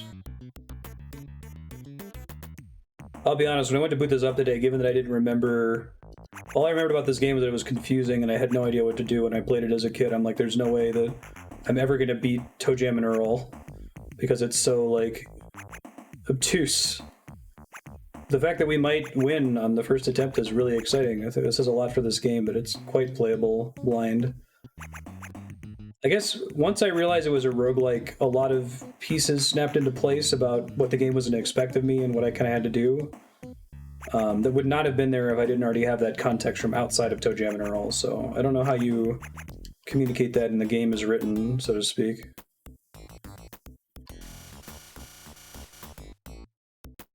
You have the cartridge? Nice. I'm such a, like, archivist now when it comes to physical copies of games. I grew up in an atmosphere of, like, anything could get pawned at any second, and, like, it pains me. I wish I had all my old NES, Super Nintendo. Wish I still had my Genesis, Sega CD, and 32X. Hyper Funk Thruster. Oh no, there's still another piece after this. I didn't see that in the background. Okay. Okay. Stress is still there, but not as severe. My parents pretty much exclusively spent Christmas, they spent all year saving up to buy me a console and then I rented games for the rest of the year and never asked for money for anything else ever. So I had a lot of consoles, but then they typically got pawned to fund the next one or whatever. Oh yeah, that's painful.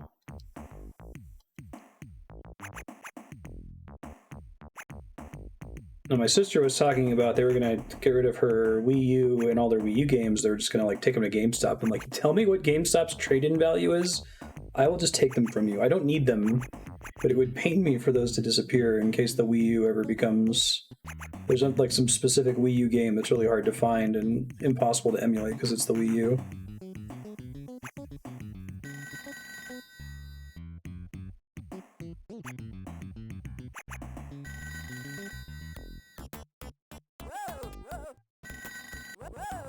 Oh god, the fucking bees are gonna knock me off the ledge there. I thought I could make that, I guess not.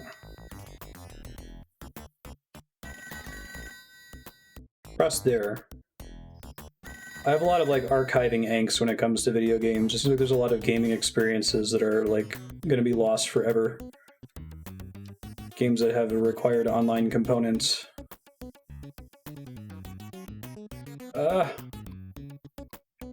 Juked. Yeah, this is great. I'm having a blast. Once I realized what it was. Oh, no, not the beast! Not the beast! Ah!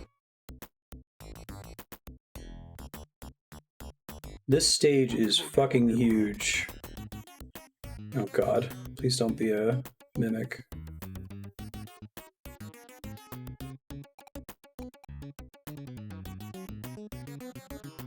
You can order an extra buck for $5.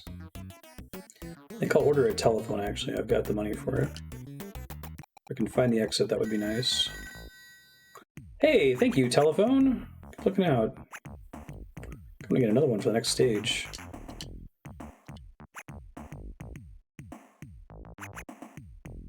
Money. Wonder if it would be faster given how far it is for me to fall and then come back up.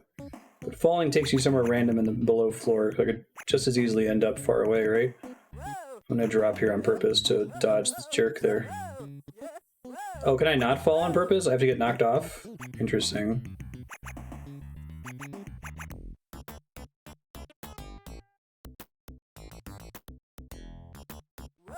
Oh, that's awful.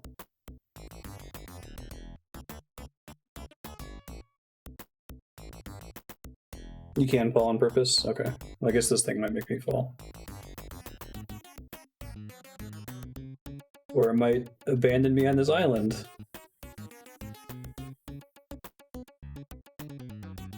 And it doesn't cause any damage, right? You just go down a floor. Moldy bread.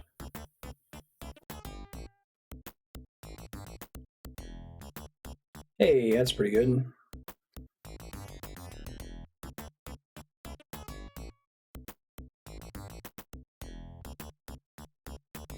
Is there any way to like test if safely test if a mailbox is a mimic or not? Will they come after decoys?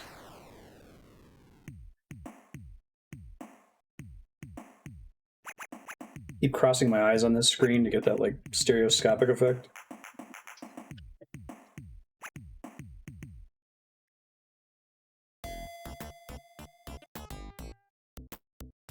Due east. And I think there are Oogie Boogie guys.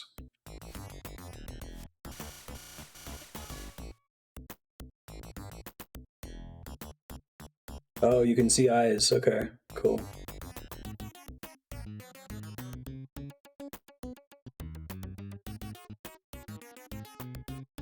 That's an unfall. So I used the unfall before and wasn't clear what it was actually doing. Is it that the unfall is that if you've fallen down, you can go back up, but only if you've actually naturally visited that floor before? Slingshot.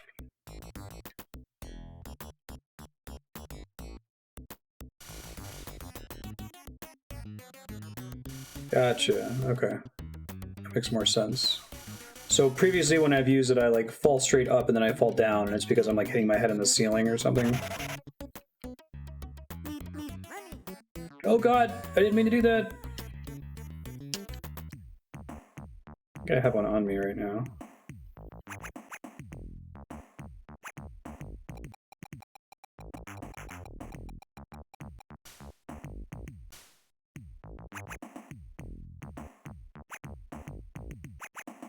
Get away. But unfortunately, it looks like it takes you back to where you would have started anyway.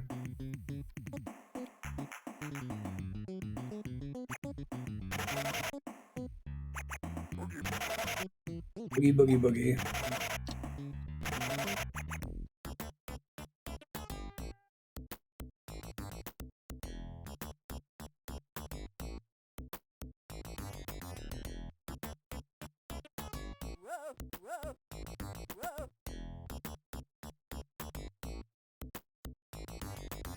Another game I feel like I want to go back and play again is A Boy and His Blob. It's another one that I remember seeing as a kid and having no idea what the hell it was, and I think I might get it now. I rented it on the NES and I was like, what? How does this work?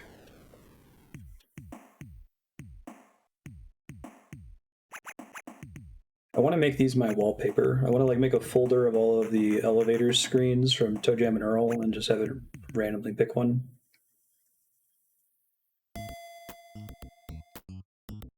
Not on this floor.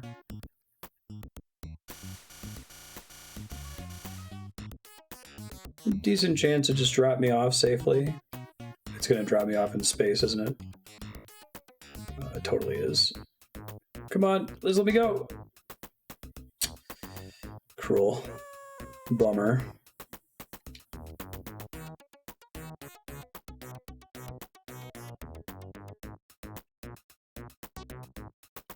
Yeah, we're gonna use an unfall. God, fucking ice cream truck. Could there not be an ice cream truck here?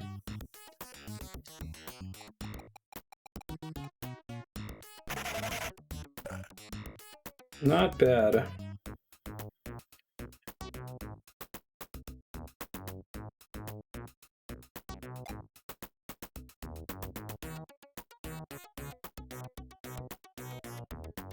Okay, so it despawns when it like hits a wall, basically. Gotcha. More of them. Money. I got squished.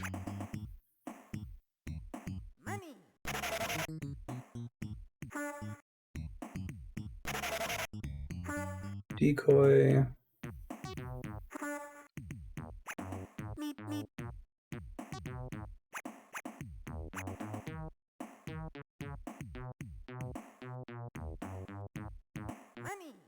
Nothing on this floor, right? Okay, no pieces. It's a ghost of an ice cream truck. Is it possible for there to be a piece on the very first level? Because I did not look for one. I'm worried, like, if there's one that spawned there. Yeah, I imagine. There's a shitload of damage to you and it gets to you really fast. It's a phantom ice cream truck.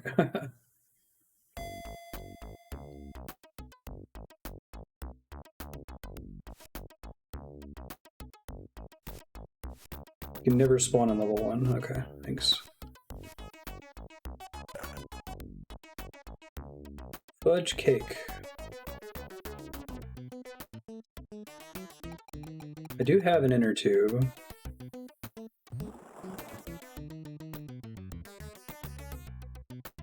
Oh, hey. Yeah, I'll take it. I'm just rushing pieces at the moment. Let's go.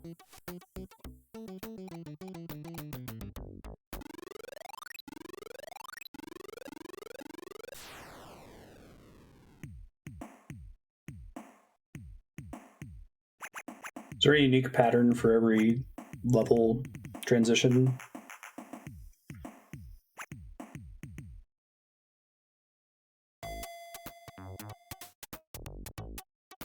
Anticipation is killing me. I hope it'll last. Oh, again? Oh my god. God is real. the fuck out of here.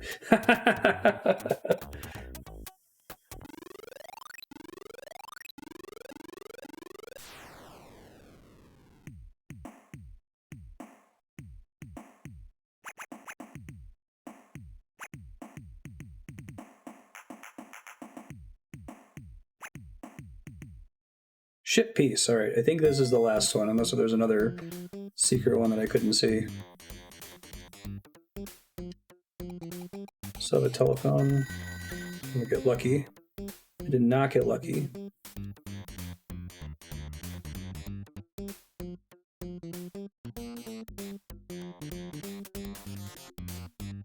Call it a god run. Ooh, that was not worth it.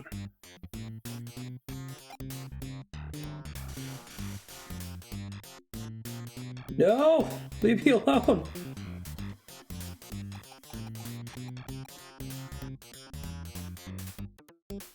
Okay, I got lucky on the food box.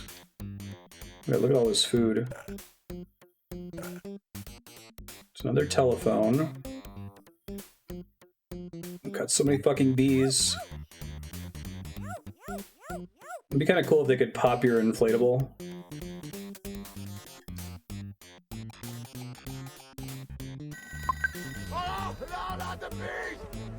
Still nothing, but at least it's ruling out tiles that I don't have to go to.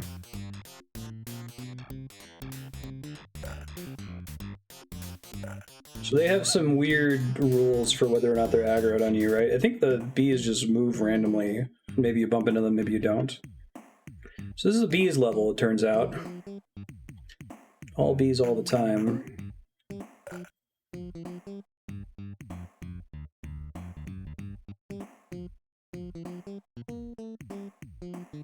I got my heart rates up in Toejam and Earl. I don't think that's the way it's supposed to work. The stakes couldn't be higher.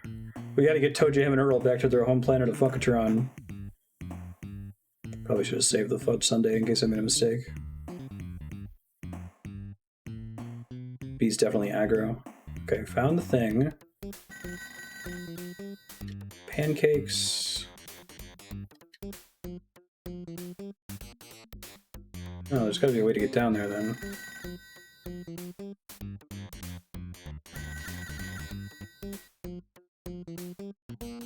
Toejam Earl Funk home. God, don't knock me off the ledge here, bees. It's fine. Just let me be.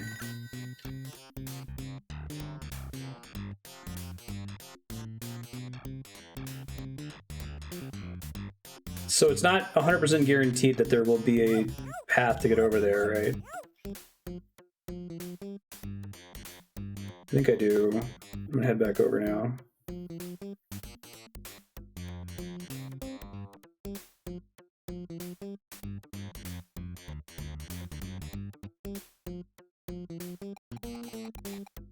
No, well, no, I do have one wings. Okay, cool.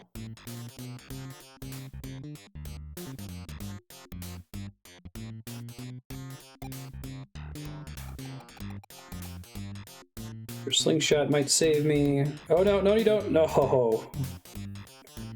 Get these pancakes.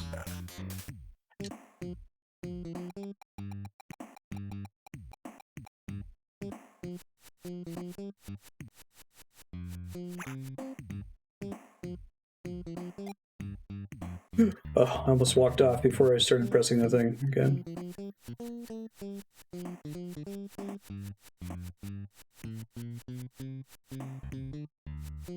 Oh shit, I used the... Oh, that's really bad. I used the rainstorm on accident. Awesome snowboard. You did it! Jammin'.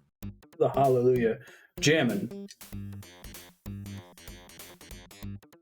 I did it!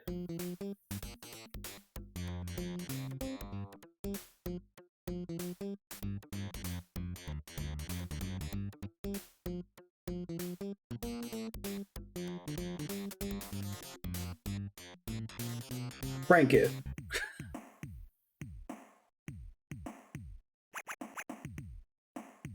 We've got this, Marstead. Where? How? Where? first try. Nice. Lucky though. I got some lucky extra lives. Greg Johnson. Oh, there's your developers. Or Singer Johnson.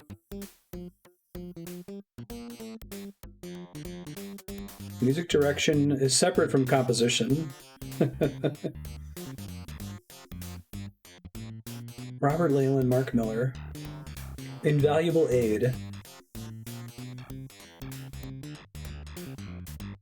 Alright, I'll check out Jam Out.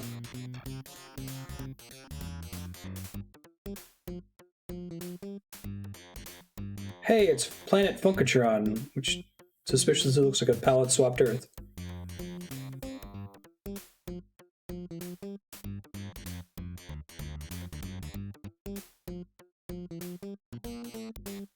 Whoa!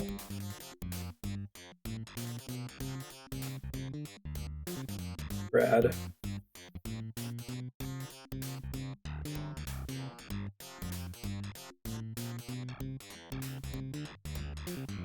So my alien friends, welcome home. You made it. Most impressive. It's great. Definitely jammin'. Yeah. It's the Earthbound ending. What did you bring me? Yeah. Oh, the guy that's just a ball of meat.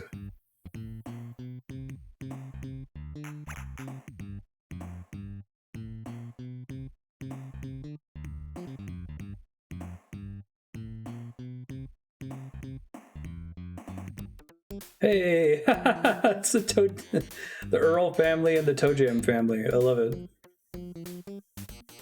What took you so long? The end. Bust a move, Toejam. Cool. This game is delightful. Thank you for sharing. I'm gonna check out the jam out mode before we wrap it here. Oh, apparently the triggers are speed up and rewind.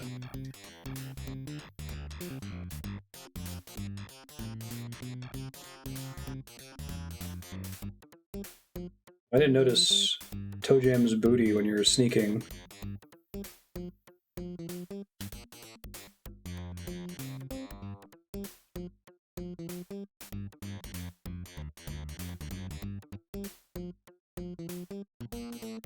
Cool. So you kind of just hang out on the screen indefinitely once that triggers.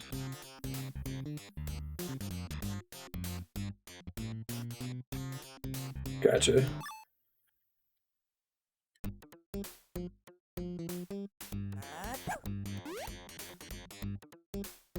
There's more to explore on Funkotron. Alright. Just Earl. Jam out.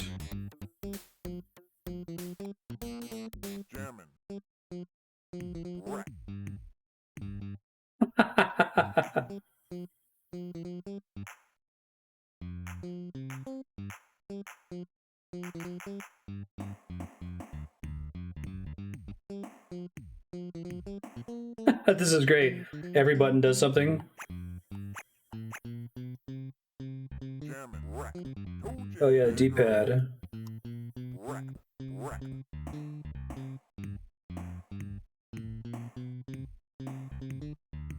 Okay, there's a bit of a delay with the wireless controller, but still, this is really cool.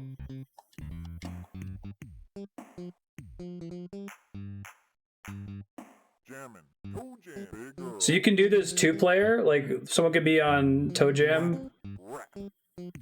That's cool.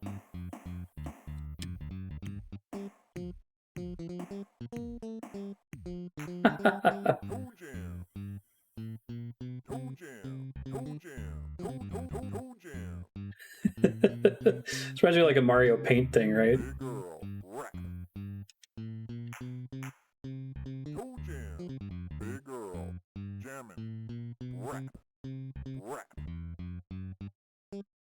Big Earl, rap.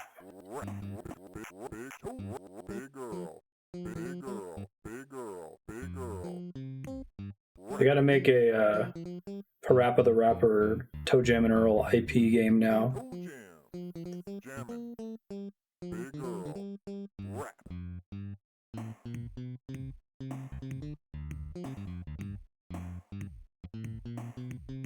Trying to adjust for the controller delay. That's very cool, though. Awesome. Thanks again for sharing this, Plaster Master. This has been a treat. I'm happy to finally have the mystery of Toejam and Earl solved for me after 25 years. What a fun game. Yeah, backgrounds are sick. I'll credit your sub block time if that works for you.